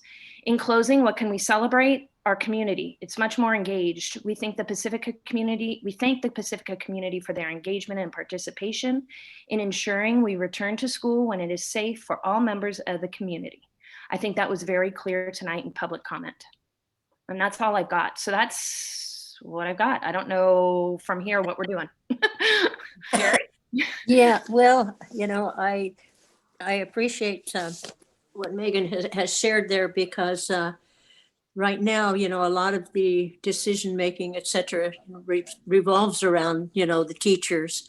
And often we're not abreast of what is going on. I did ask the Superintendent Heather if she would resume her half-hour meeting session with our classified employees. And I think that's been very beneficial to them, gives them an outlet to ask their questions and hear what's going on as far as what's impacting them. Certainly, we're all concerned with the safety return safely for all people that are involved. Students is our priorities. We want to make certain that they are protected in every way possible. And then, of course, teachers and the paras, et cetera. We have questions that I think will be answered, as we go through the task force. I am concerned, about the parents that are involved and their intent with that, whether they're there for their child or are they there for the benefit of all children. But I think, the surveys are great if the feedback is provided, it's summarized and put out. If I answer a survey, I would like to know what the results were, because I have a peer group that are answering these too. And it's, all I know at this point is my opinion and how I answer. So it's good to know what the kind of the average or the summation of those surveys are, which we really never get a result of. And one question I have that I'll be asking, maybe with the next task force meeting is, will we be looking at all and comparing our starting off point as what we did during the summer group? There was some real productive work done at that time based upon, returning to the school environment. I feel like a lot of work was laid out right there. And if we had some feedback from that, maybe it would shorten the length of time that we have to spend identifying all those different areas. So, that's been my thoughts so far. I'm looking forward to next week and see what we do. I thought the first session was to get acquainted with one another that are within your group. And, the time was certainly well spent there and finding out why the people were there, what was their intent, for volunteering to be a part of it. So I appreciate, that, there's efforts to communicate and bring the community and parents into it. But I also feel like it could, cause a little bit of stifling. So that's basically what I was going to say tonight. Okay. Will, would you mind pulling down the presentation so that we're in full gallery view? Perfect. So are there any questions for the leadership of LSEA or CSEA? So I guess I would like just, excuse me, I'm sorry, a little more elaboration on really the return to school task force meeting, the first meeting. And Jerry just shared a little bit with us, but I guess I'd like to get Megan's take on it as well. That is really what this section of our board meeting is about. So I thank Megan for her sharing a more comprehensive picture of what's going on and what the union's concerns are. But I'm also really interested in the matter at hand here, which is the return to school task force and developing a plan. I don't know, could you share some thoughts on that? I just want to know how you thought it went and any suggestions you have for trying to improve facilitation. Right. So this was the part I wasn't so sure with on how to present and discuss, because I know I had heard in previous meetings that Laverne wanted to hear how distance learning was going and how the situation was for all the teachers. So that's why I threw in all those key points to share with you about the task force. It seemed, we had our meeting, we broke into small groups. There's a lot of work to do. There is a lot of work ahead of us. And I have faith and hope that in the next couple of weeks, well, I guess our next meeting is next week, we'll get some of those items on our to-do list checked off and answers some of those questions answered that we have. It seems like a lot of our work, as Jerry was saying, was done in the summer. So maybe that can be brought in to the conversation. Okay. The other thing that I heard that I'm very interested in is the extent to which task force members feel that we might be able to learn from the experiences of other districts. Okay. So that we don't have to completely reinvent the wheel from scratch, but maybe we have a menu of options that we can consider that we inherit from other districts that have already gone through this process or are going through this process at a faster rate or ahead of us. So I'm hoping that everybody is open to that. And I just, I thank you for doing this work. The only other thing that I had to say about this is clearly the task force is not accommodating everybody showing up there. So I think everybody on the task force, whether it's district staff or LSEA staff or CSEA staff or parents, really part of the role of being on that task force is to get input from your peers. Okay, and to bring that input to the task force, so that if you don't show, you don't know. I mean, part of this is really incumbent upon task force members to help disseminate and do two-way communication, not only disseminate what's going on in the task force, but also trying to obtain input from the greater community to bring to the task force deliberations. Okay. Absolutely. And that is something that I'm hoping we get some direction at. Of course, we have our ideas. I'm sure CSEA has their ideas, but if we could have a cohesive plan as a task force of how we are going out to get information and how we want information brought in, because otherwise it's going to be too scattered and disorganized. Okay. Right. Well, what I'm saying is if we all have a different way to get our information, if I at Cabrillo want to get information this way at Cabrillo and Jerry has a way to get information at Ortega, we should have some cohesive questions that we're asking at our different sites is my point, right? Yeah. So I think that is totally doable, and perhaps you do it within columns of the matrix. Right. So LSEA, all of the representatives from LSEA get together and figure out what's the consistent way we're going to go out. That's one way to do it. There are other ways to do it. So I agree with you, but that's something that has to be done. And I hope it'll be done quickly. I agree. Yeah. And LSEA, we have been sending out surveys to our members and getting feedback. Okay. So, we've got that, but just as a district communication piece is what needs to happen. And that, Heather agrees and she knows, and we've got people who were taking notes and those notes just need to get disseminated, and she is working on a plan, on a schedule. So it's getting there. I mean, great. Okay. Good to hear. Thank you.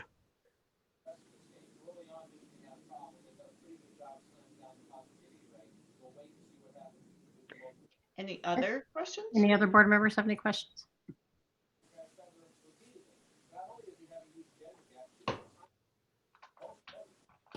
I'm not sure if I have a question, but I do have a comment. When putting together the task force, it was to facilitate more communication. So Jesse, you're right on with that. I was searching through the newsletters to see if parents, also had this information, and I didn't find anything.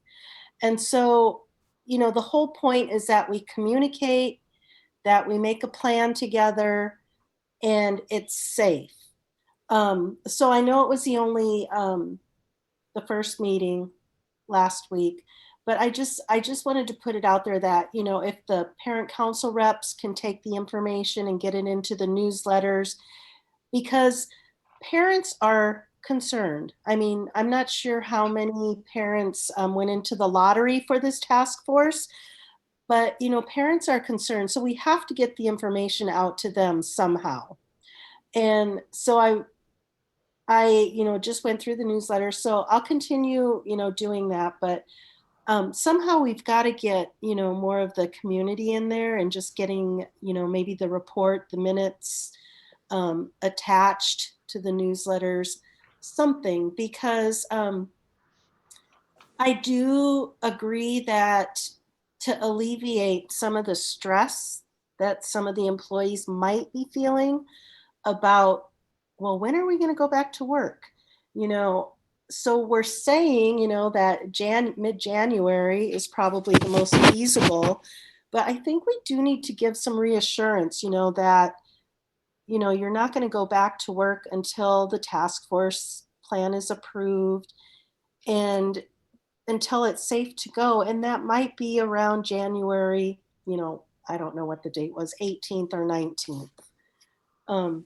Because I do think that could cause some anxiety, not knowing, and especially if the last letter that was sent out was mid-November, then, you know, that's the last communication that we had going out to parents and staff, and, you know, so I do think that we do need to make, whether it's a soft date, you know, of when we'll return, as long as all these things are marked off, you know, it might alleviate some of the pressure.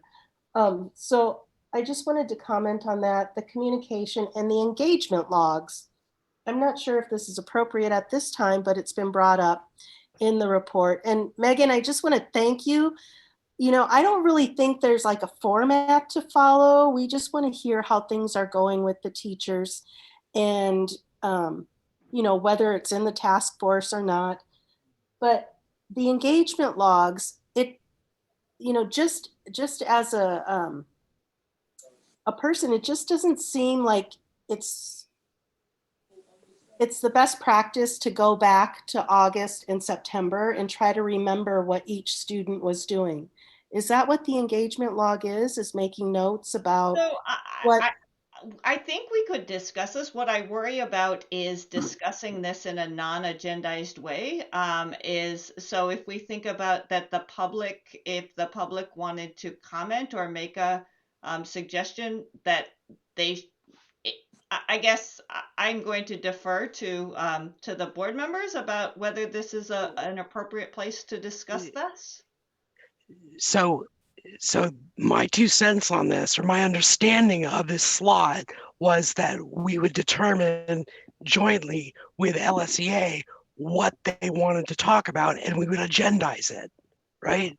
And that's why, you know, this was a potpourri of concerns, and I appreciate Megan bringing them, but I would have expected, at the very least, most of the concerns she brought up to be brought up by public comment, and then this agendized section would be on return to school and the task force and what this section of the meeting is about.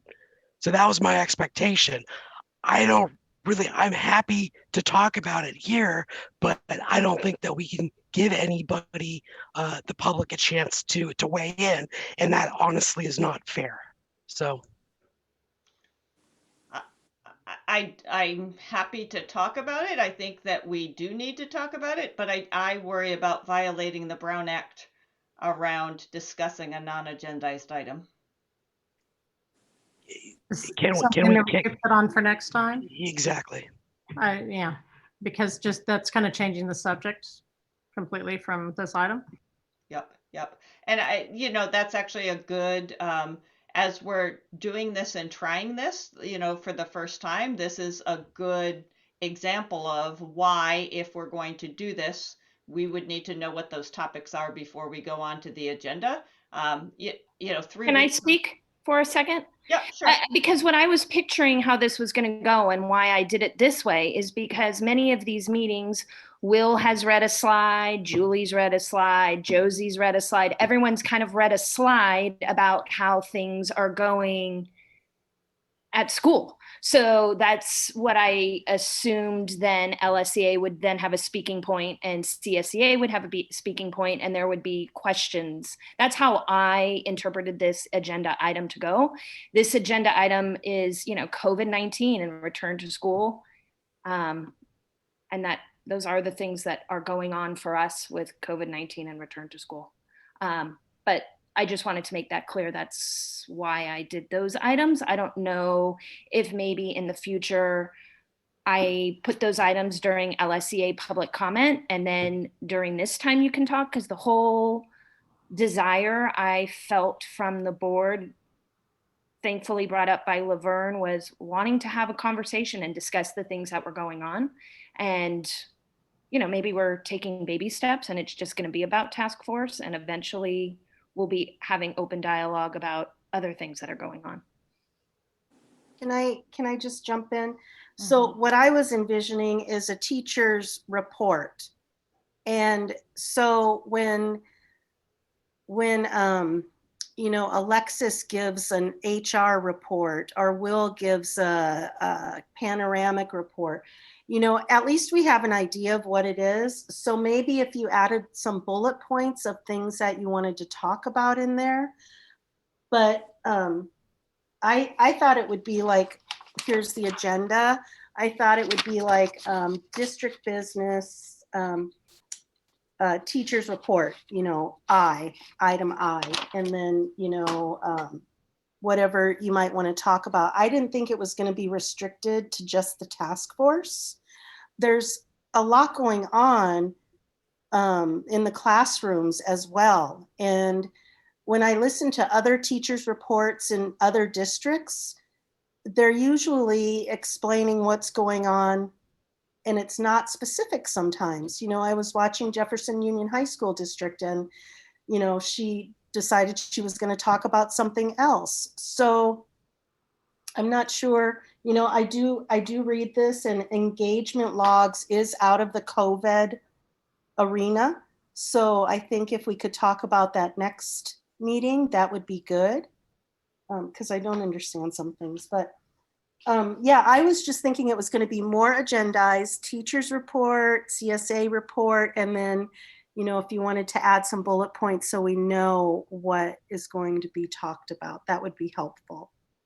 I just think this has evolved into many different things. And the most recent one, as I understood it, was specifically around updates on the response to the return to school, not specifically around the task force, but that in an idealized way, a joint presentation with CSEA and LSEA leadership was kind of the ideal way to do that. Our challenge is, and this is not CSEA's issue or LSEA's issue, our issue as a board is that we can only talk about agendized items for the sake of the public. And so they can continue to bring up whatever topics they want, but if we don't know about them before, or we've not given the public a chance to know about that, then I think that's where we could be in violation. So I'll say moving forward, I agree with Laverne and having the agenda, LSCA concerns, CSEA concerns, and then we can give in a slide with some bullet points. I'm a little confused only because yesterday in our superintendent's meeting with Heather, I said, these are the things I'm going to talk about. And she said, okay. So that's also why I went forward with writing a little bit more summary of information on it and went with it. So moving forward, I think at the next meeting, of course, it's up to you guys, but that would be just fine for at least LSCA. I don't know how Jerry feels for CSEA, but we can do it that way as well. And yeah. I appreciate that. And thank you.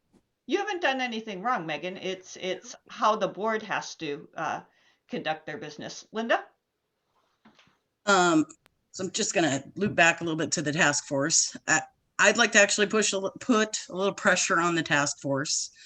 What I'm feeling like's happening, or my observation on the campuses, is nobody seems to know where to put desks. It's very unclear about how the room should be set up. And I think I was a little surprised to see that there was no setup for any of the distance learning stuff or the hybrid that's coming. So I liked, if we can, is the task force, and I know everybody's working on it and we're heading that direction, is that when we have our November 18th meeting, is that we actually can at least, the very least, have plans for sites so that, and also direction on who should be setting up classrooms. But people need to be practicing this before kids get back on campus. And that's just getting through the routine of walking up and down the aisle, what direction we're supposed to be going, even taking temperature checks at the door with everybody that comes. What I'm afraid of is we're going to wait to the very last minute, and then it's going to be a little bit of a panic when kids show up. To me, it seems like we really need to have these systems rocking and rolling like at the beginning of December, so that everybody's just exercising what that looks like. So then when the time comes, it's habit. It's there. And again, I've mentioned facilities already, and it's probably going to be what I say many, many times between now and December. But I do want to put a little pressure on facilities. We need it to be Disneyland clean. Every campus needs to be wiped and rewiped and not just sprayed one time a day. So I'm going to just put that out there that I will be advocating for that to come, because I just think it's incredibly important for everyone to feel safe, parents, teachers, children, as we move forward. So I just want to kind of put a little pressure that we get something out so that the sites can start practicing as we move to the next step. So. Yeah, I know that the custodians are working very diligently on, making certain that everything is sprayed down and cleaned. And I was even given a copy of the schedule for the custodian at Ortega. And I think it's a schedule that was given to all the schools, the same one by the director of maintenance, what times they are to be in, cleaning the restrooms and, right down to the floor, to the, spraying down everything, drying as they're supposed to. And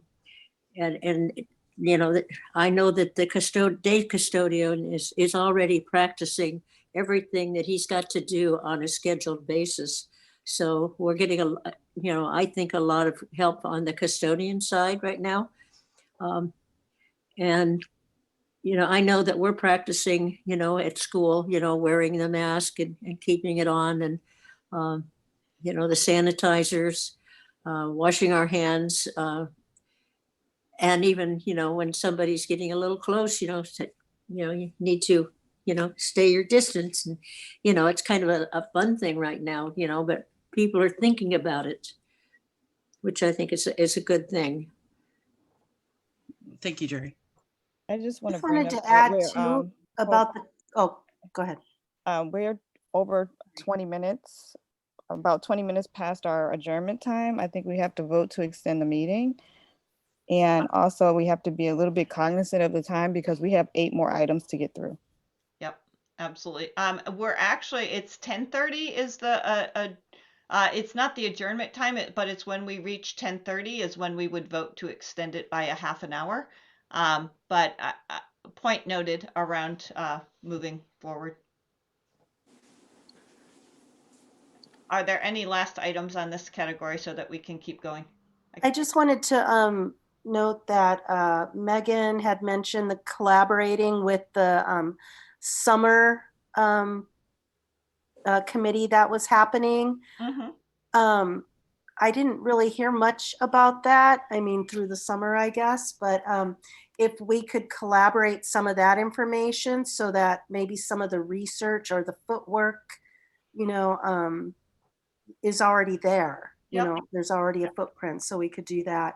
That sounded good, and it's bringing more people into. And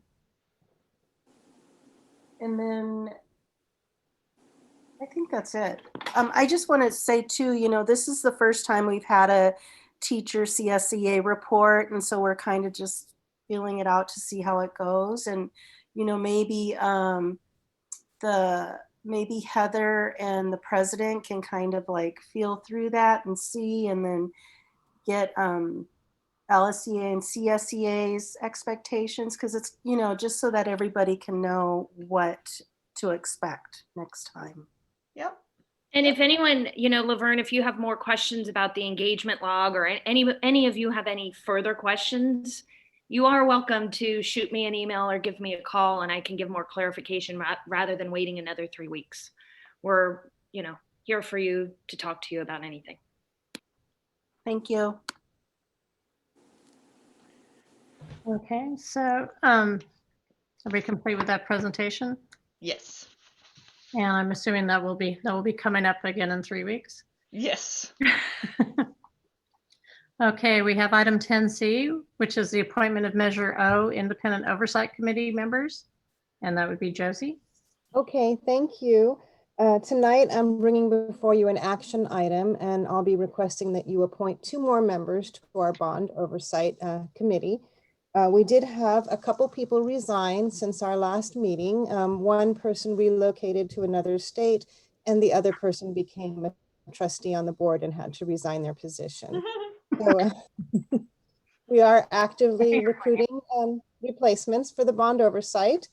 And I did include all of the literature, the presentation of what is a bond oversight committee. I included the applicants' applications for you to review. Everything is in this board item. I don't know if you have any specific questions, but I will tell you who the candidates are. We have Amy Swanson, a Valleymar parent, very active Valleymar parent, and Betsy Marguerite Landrum, a Sunset Ridge parent. Both people very active, and both had very strong applications to put forward. So I'm happy to answer any questions that you have, and I am asking you to appoint these, approve appointing these 2 members tonight. I don't have any questions. I read through everything, and I'm ready to appoint. Okay, let me go through and ask. Kai, do you have any questions? No questions. Okay, Trustee Levin. No, I have no questions at this time. Thank you. Okay, Trustee Burkini. My only question is just, I assume we're going to continue to look for more, because we're supposed to have at least 7 on this board. So I just want to make sure we're still pursuing that. And maybe even the list of parents that didn't make it to the task force might be interested in something like this. That's a great idea. Mm-hmm. Definitely. We are definitely recruiting more and advertising as well.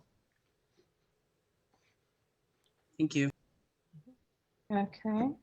Do I have a motion to approve the two new committee members to Measure O? I'll make a motion to approve the 2 new committee members. I'll second. Sorry. Okay, I'll take a vote. Trustee Levin? Yes. Trustee Burkini? Yes. Okay, Trustee Villalobos?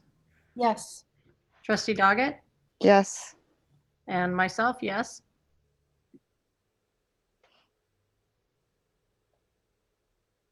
Motion passes. Okay, motion passes. Suzanne So it's Suzanne's not in. She's looking for losing sound, I think. She's having technical I'm a little confused. I was looking for Suzanne Square. I couldn't find her. Oh, I'm here. Board passes 5-0. Thank you. I will wait for you to do it next time. That was very strange. Okay, item 10D, public disclosure of collective bargaining agreement. Josie? Okay, thank you. Again, I have another action item for you to consider tonight. And this item has to do with the LSEA Laguna Salada Education Foundation. I guess it was a tentative agreement or MOU that Alexis presented to you at the last board meeting. So I apologize that this was not prepared for the last board meeting. It should have been brought along with that MOU. So she did go over the teacher's MOU in detail, so I won't go through all the details again. This is really about the financial impact, the fiscal impact that has on our budget. So the disclosure is several pages long, and it goes into detail of our current budget and what the impact is of these financial items. So the impact is one additional professional development day for all teachers was $115,000. A stipend for teachers who have students above the class size that is outlined in the collective bargaining agreement, $2,000, and funds for teachers to purchase technology and supplies to support them during this COVID time, $45,000. And all of those costs are outlined in the documents attached.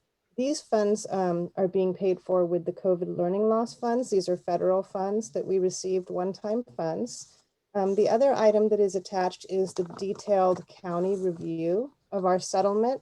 And so they do, it does have to be reviewed by the county, and they did review it and state that it is using one-time funds from the COVID learning loss funds. There are some indications here from the county that the district is still in deficit spending for the current and the next 2 years. And our reserves are above the 3% state minimum, but our reserves do decline below the 3% minimum in the 2 following years.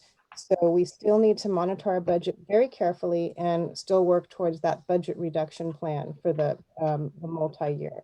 So the next step is now working on the first interim report in November and working with the county as we work through our budget reduction plan and present those numbers to you in November. But I did want to share the full details of the letter is attached from the county if you want to take a look at that, and the full disclosure is attached, and we will ask the board president, the superintendent, and myself to sign off on this disclosure and submit it to the county office if the board approves this tonight.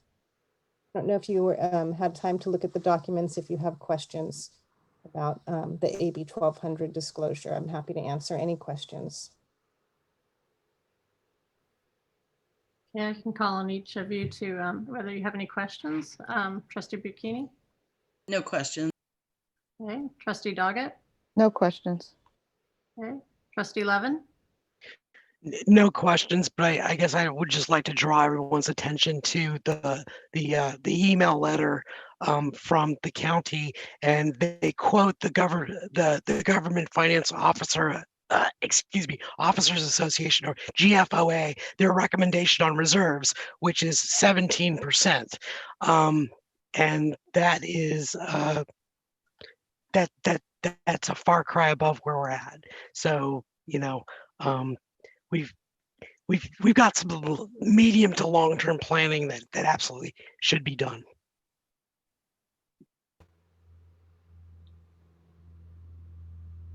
Trustee Villalobos, any questions? No questions. Okay, do I have a motion to approve? I'll make the motion to approve. And a second? I'll second. Okay, Suzanne, will you take the vote? You still there? Yes, I'm still here. Trustee Burdall? Yes. Trustee Brocchini? Yes. Trustee Doggett? Yes. Trustee Levin? Yes. Trustee Villalobos? Yes. Board passes 5-0. Thank you. Okay, item 10E, California School Employment Association, CSEA, initial proposal for the 2020-2021 school year. Alexis. Thank you. This is an action item that CSEA is bringing forward tonight. The public notice, also known as the Sunshine Provisions of the Educational Employment Relations Act, requires CSEA to give the public notice of their initial proposal for the 2020-2021 contract negotiations prior to beginning the negotiation process. CSEA President Jerry Newland is here tonight to present the initial proposal. I would like to welcome Jerry. Thank you.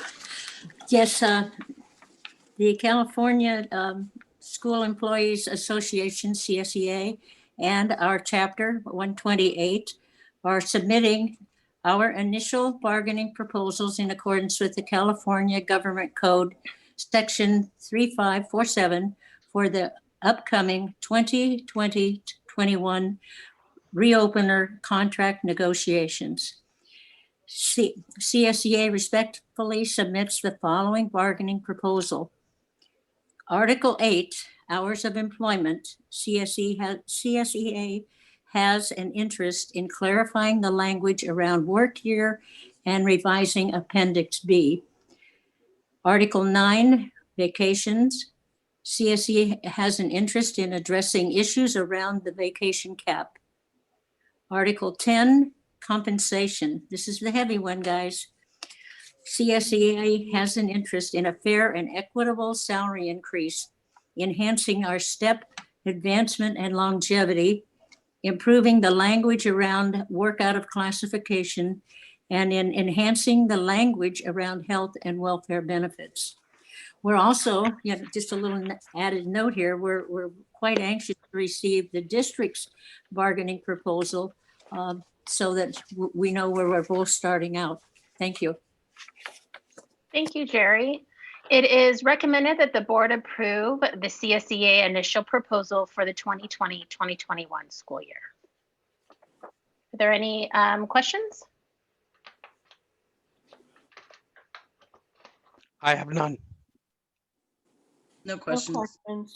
No questions. No questions. Do I have a motion to approve the CSEA initial proposal for the 2020-2021 school year? I will. Do you have a second? I'll second it.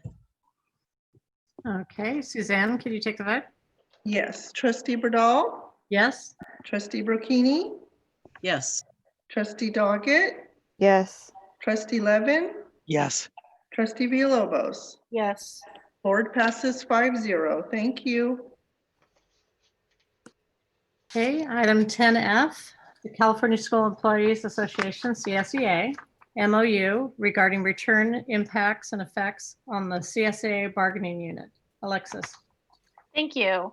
We are bringing forth tonight a signed memorandum of understanding that was developed in collaboration with the Pacifica School District and CSEA regarding the return impacts and effects on CSEA bargaining unit members. The memorandum of understanding addresses specific conditions, including safety, personal protective equipment, entry to district work sites, contact tracing, infection reporting and testing, remote work, and leave of absence options. I would like to thank the CSEA negotiations team for their hard work, collaboration, and partnership during negotiations. It is recommended that the board approve the MOU between the Pacifica School District and CSEA regarding the return impacts and effects on CSEA bargaining unit members for the 2020-2021 school year. Are there any questions? No questions. No questions. I have no questions, but just want to thank both sides of the table for hashing this out. Okay, I have no questions. Do I have a motion to approve the initial proposal? Or the MOU, excuse me, the CSEA MOU. I'll make a motion to approve the CSEA MOU. Do I have a I'll second? second. Okay. All right, Suzanne, can you take the vote? Yes. Trustee Burdall, Yes. Trustee Brocchini, Yes. Trustee Doggett, Yes. Trustee Levin, Yes. Trustee Villalobos. Yes. Board passes 5-0. Thank you. Okay, item 10G, hiring short-term custodian positions. Alexis? Thank you. As we move forward with developing plans for in-person instruction, the Pacifica School District sees the need to hire one additional custodian per site to assist with the cleaning and disinfecting. It is recommended that the Board of Trustees approve to hire up to 7 additional custodians as short-term employees from December 1st, 2020 through June 30th, 2021. Are there any questions? I'm just wondering what the cost is of that and if it'll affect our budget, Josie, or can we use some of the COVID funds? There are some COVID funds that we can use for these custodians, yes. And the cost can vary depending on the benefit package selected, you know, between $40,000-$60,000. But that's for a full year. So we'd have to run, we'd run the cost for half a year or 5 months, whatever that comes out to. We can get that for you. Okay, does Trustee Doggett have any questions? Well, I was like, I'm thinking along the same lines of the cost. I know we need the custodians, but I'm not sure if I want to vote on this until we know how much and where the budget, where it's coming from.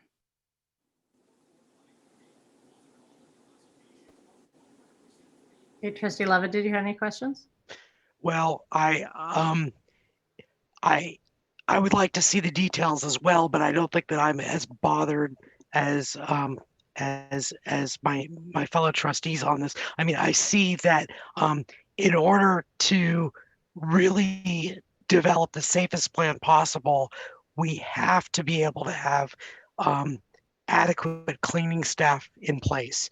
And my gut feeling is that the benefit of this is going to well outweigh the cost in terms of preparing us for a safer return to school. But I'm also happy to wait for the details because that's important as well. But I mean, the range of $40,000 to $60,000 to make sure all of our facilities are covered. And my understanding is it's not just covered sort of during the daytime, it's also that we will have sufficient capacity to do a deep clean in case there's a positive case that comes by. This seems like something that I would support, but I also would like to defer to my colleagues, and you know, I'm happy to wait to see what the exact bottom line range is. But $40,000 to $60,000 for having this, for lack of a better term, peace of mind, and for putting together a very solid plan. I mean, we already heard from multiple teachers tonight that you know, big question marks. How are we going to keep everything disinfected, right? Well, this is the answer to that question. So I would, you know, my gut feeling is that I would really support this, but I'm happy to wait for details as well. Thank you. Just to clarify a little bit about the COVID learning loss funds, there's two buckets of funds that we can use for these custodians. There's the federal COVID learning loss funds that have to be spent by December 31st. And we have enough to cover the 1 month of those short-term custodians. And then there's the COVID learning loss funds that's in the general fund LCFF supplemental / category.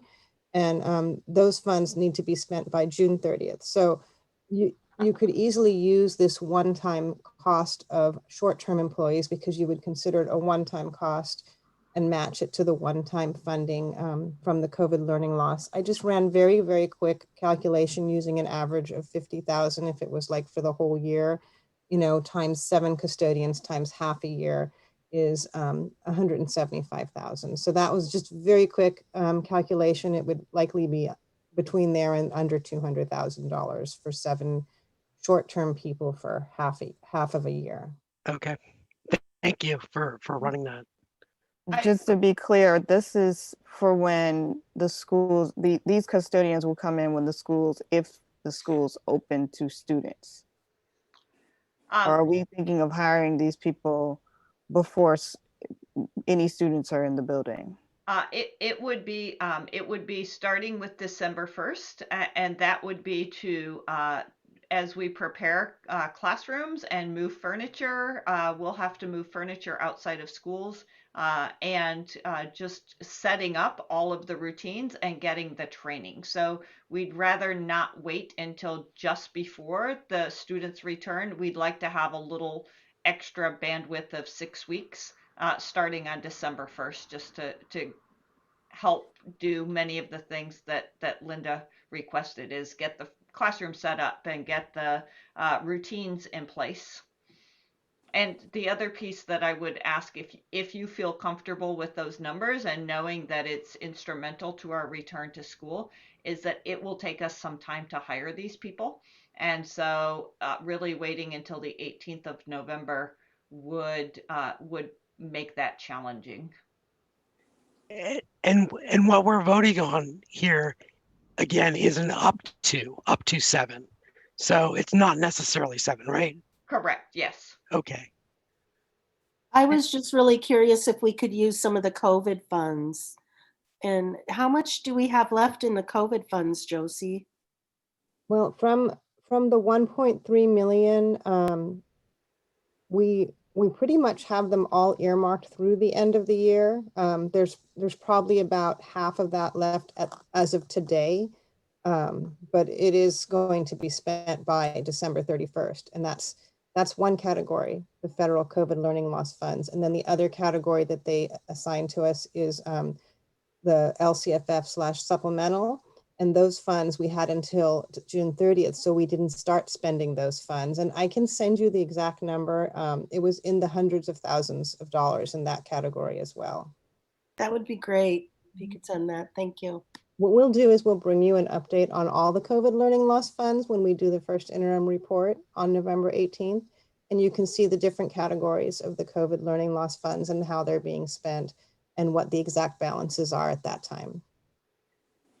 I was just going to say, I think that, this is not an area where we should cut corners if we're going to get the kids back safely, the staff back safely, the teachers back safely. This is the only way to do it. Is this is a necessity, and with the governmental funds, and hopefully there'll be more governmental funds. We can't count on it, but either way, I don't see how we can go forward with school if we don't have everything clean and safe, and that's protecting all of our employees and staff and children. So I'm definitely for it. Did you have any questions or comments, Linda? No, I'm for it. I guess that's my comment. Okay, no more questions. Do I have a motion to approve the hiring of up to 7 short-term custodial? I'll make a motion to approve the employment of up to 7 in temporary custodial staff. Do you have a second? Okay, I can second. All right, Suzanne, can you take the roll? Yes. Trustee Burdall? Yes. Trustee Brocchini? Yes. Trustee Doggett? Yes. Trustee Levin? Yes. Trustee Villalobos? Yes. Board passes 5-0. Thank you.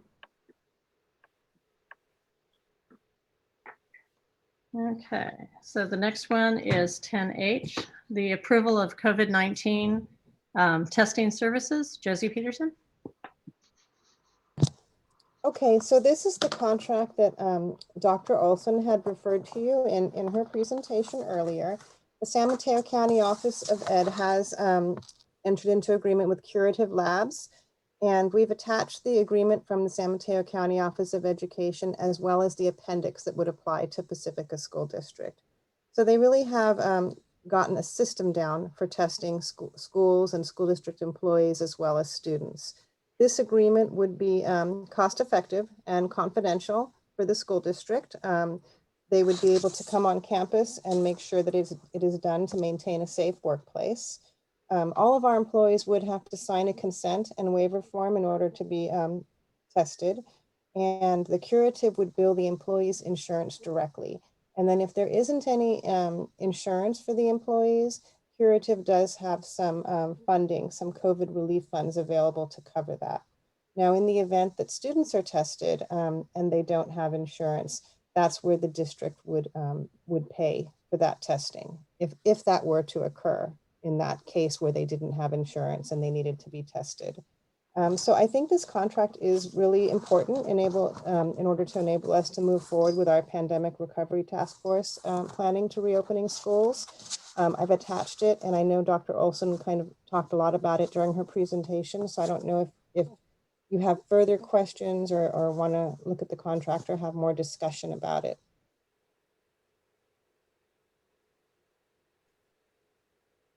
I'm just curious how we chose this contractor. Was there a group that we chose from, or? Primarily, it is the county office's umbrella contract. We did look at a couple other vendors, but when it came down to it, many districts in the county are choosing this because the contract was negotiated through the county. The county's taking on a number of administrative responsibilities for that. And so it was the relationship with the county. Thanks. Okay, any questions, Trustee Levin?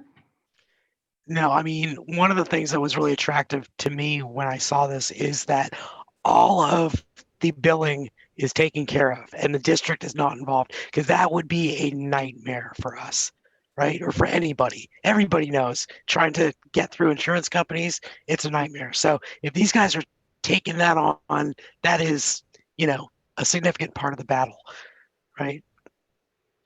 Correct. I'm sure Josie's very pleased with that. Okay. Trustee Villalobos, do you have any questions? No questions. Trustee Burkini?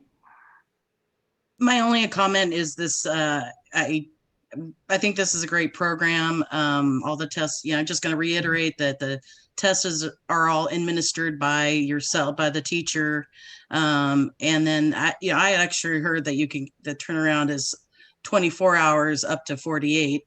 So it's a real quick test. It sounds great. I think everybody will be happy about it. Thank you.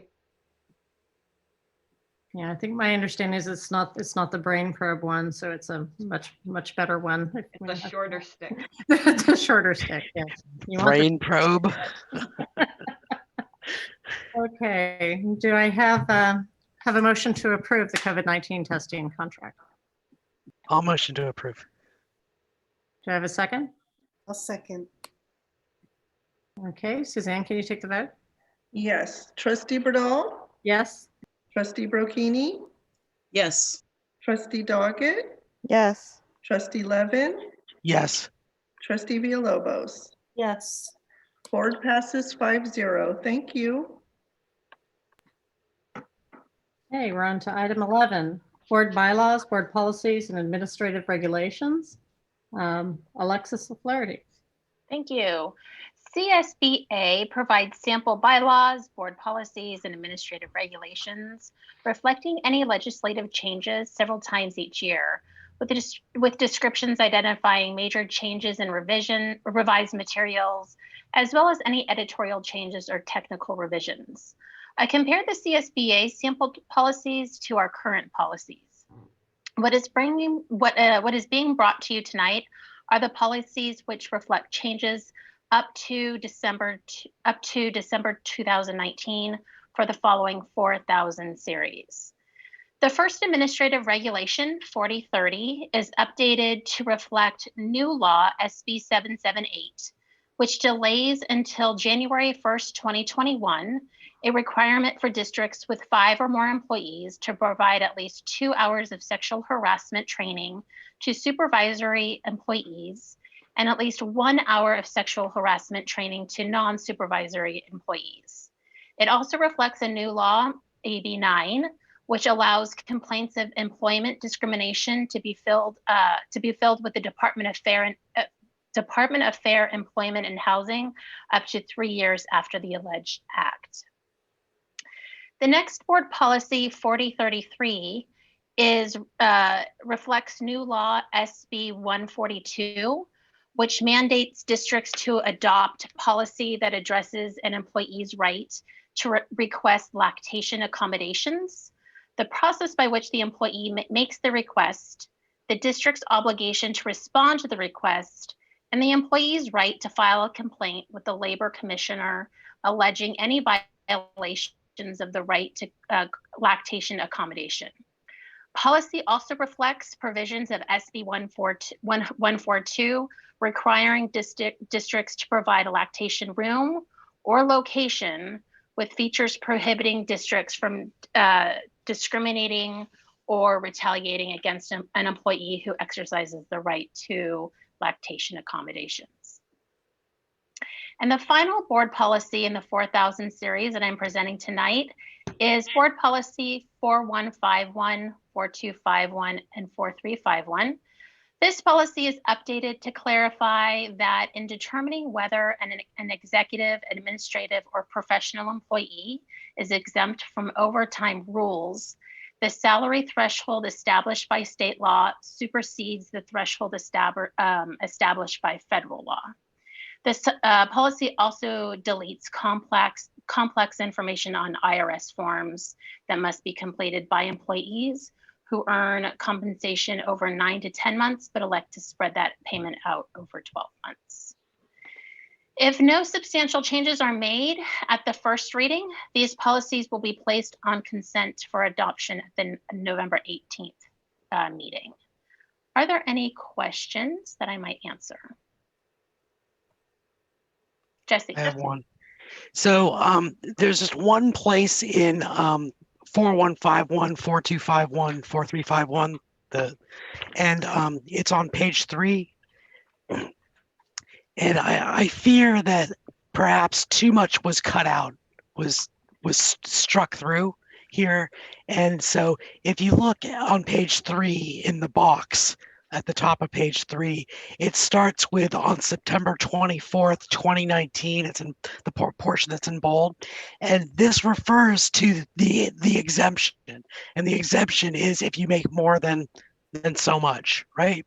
But it doesn't specify what that exemption is behind it. That's all the stuff that's been struck out defines what the exemption is. So I don't think that this is actually going to be informative if somebody reads it as edited, right? So either bring back the stuff that's been struck out, or put something in there that just says, there is an exemption that is, and if you make more than whatever, but otherwise it just doesn't read through to me properly if you take into account the strike through. Okay, thank you for that. Yeah.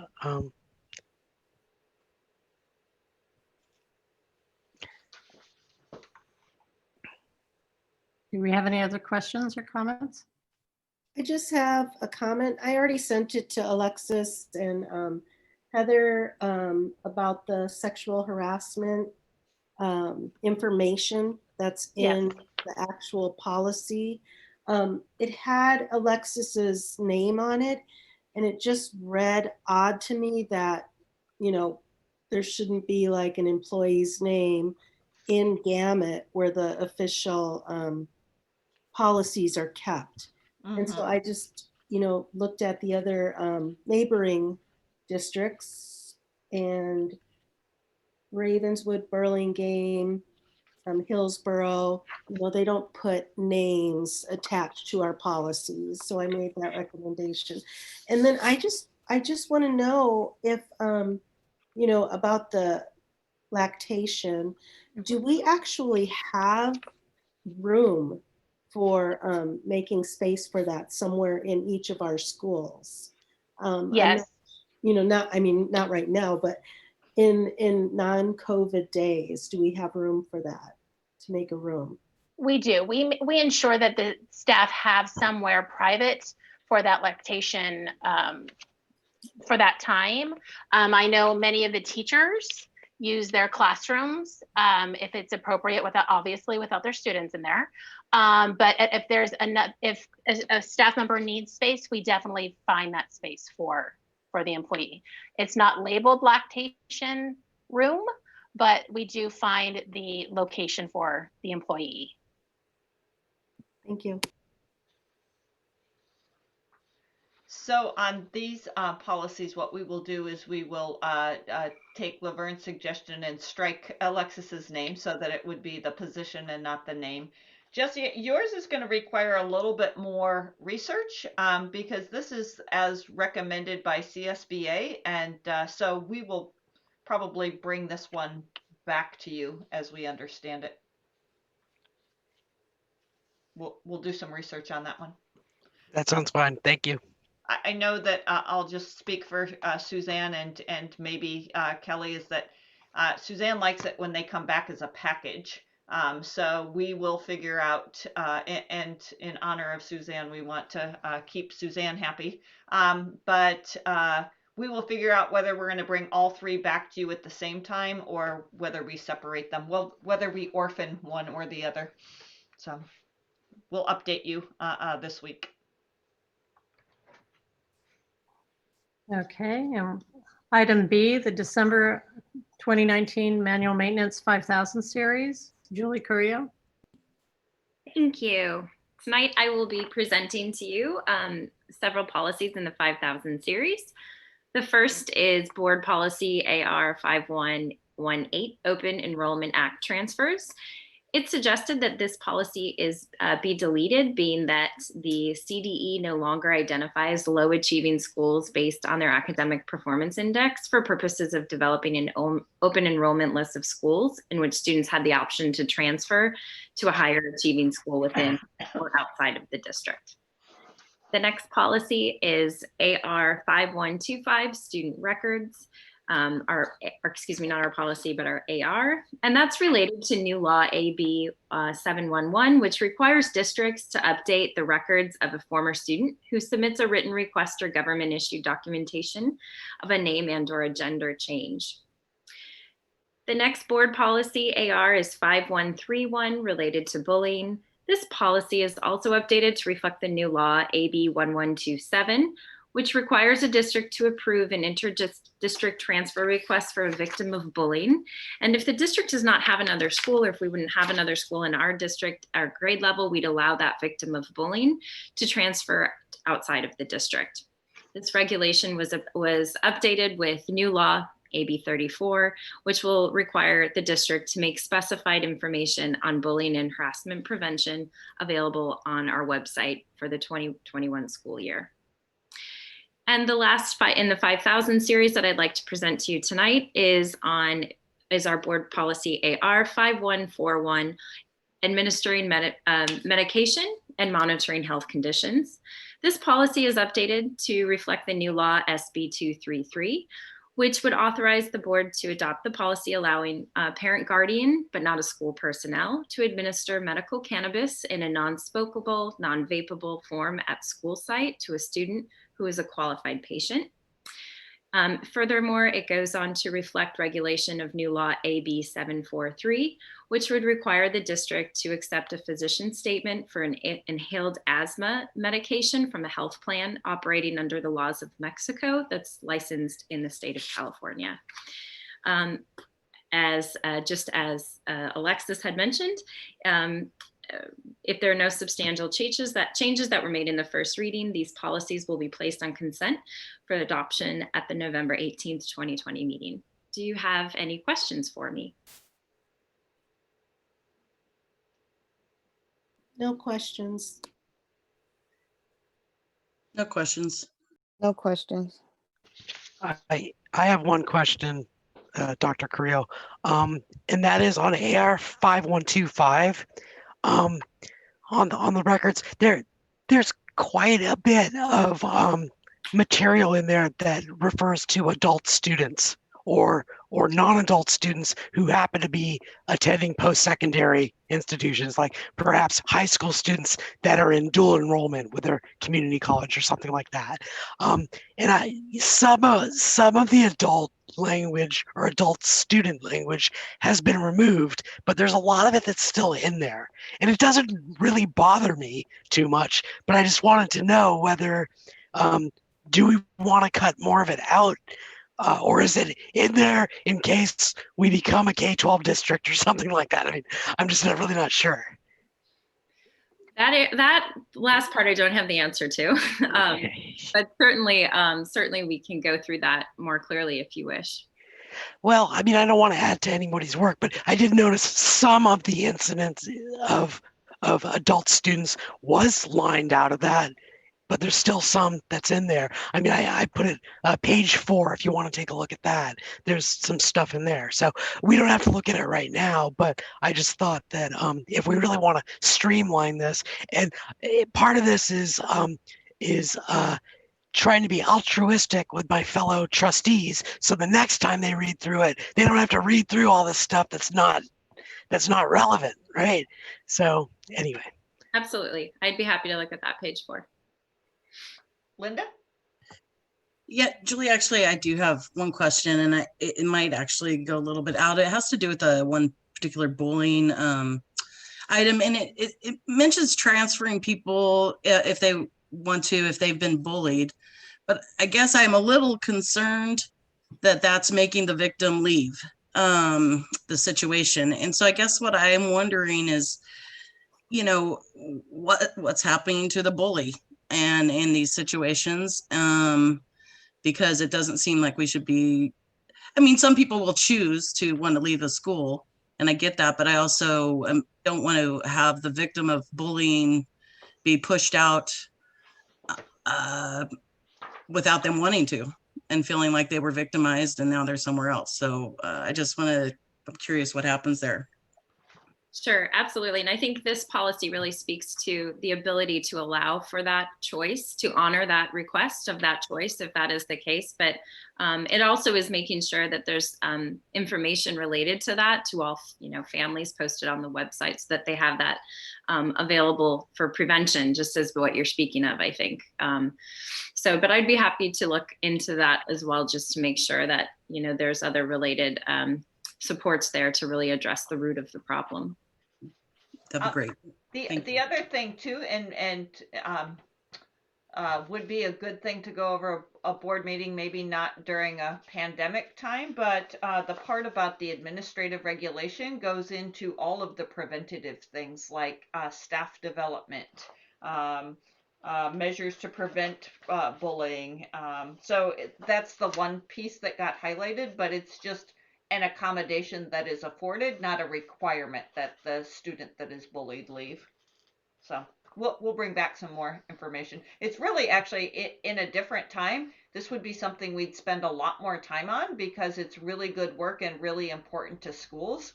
So thanks for that question, Linda. Yeah, thank you.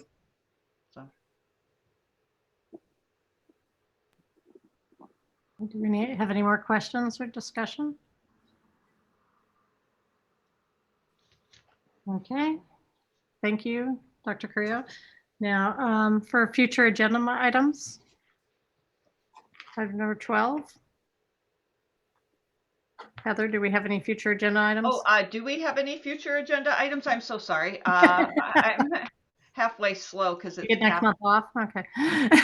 Let's see here.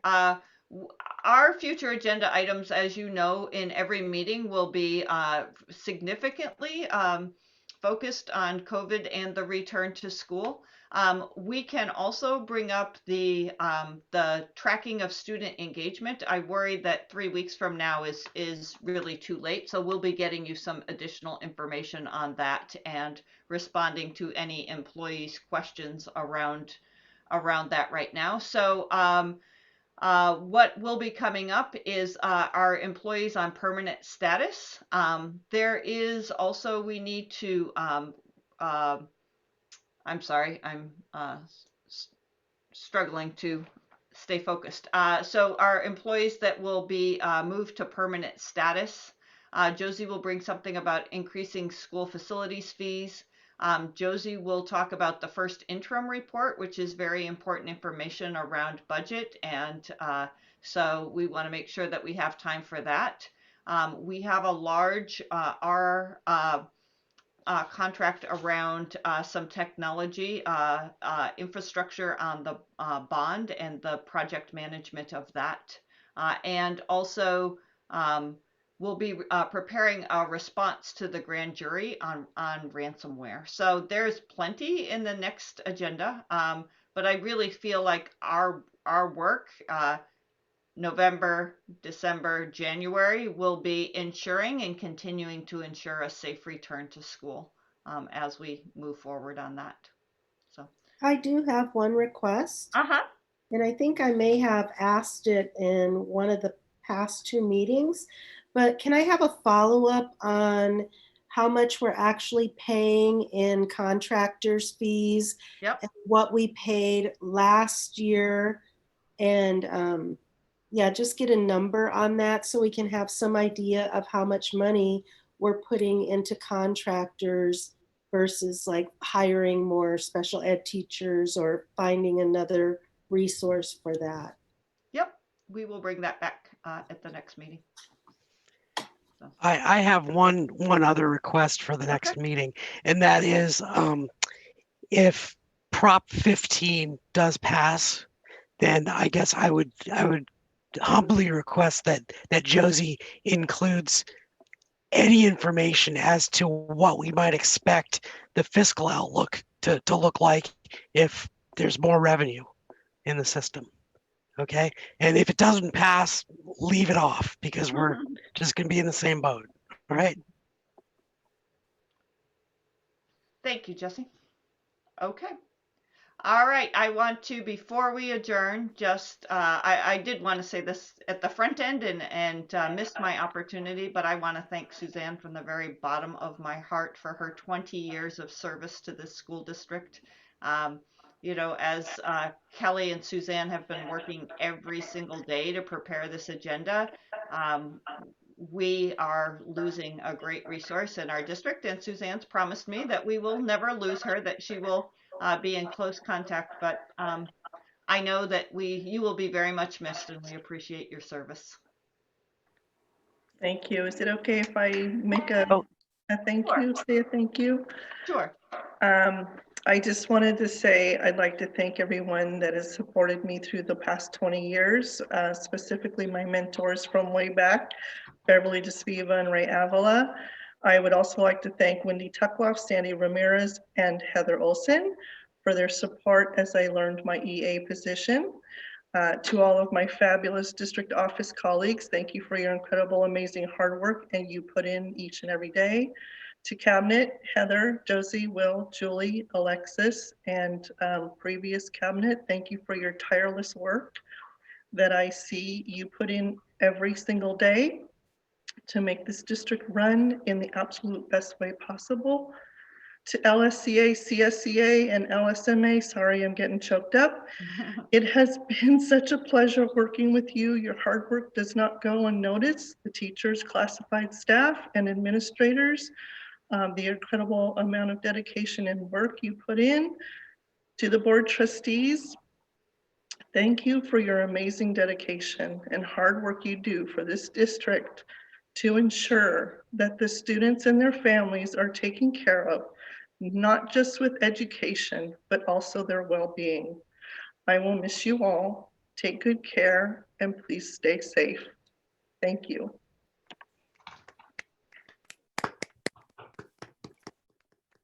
Thank you, Suzanne.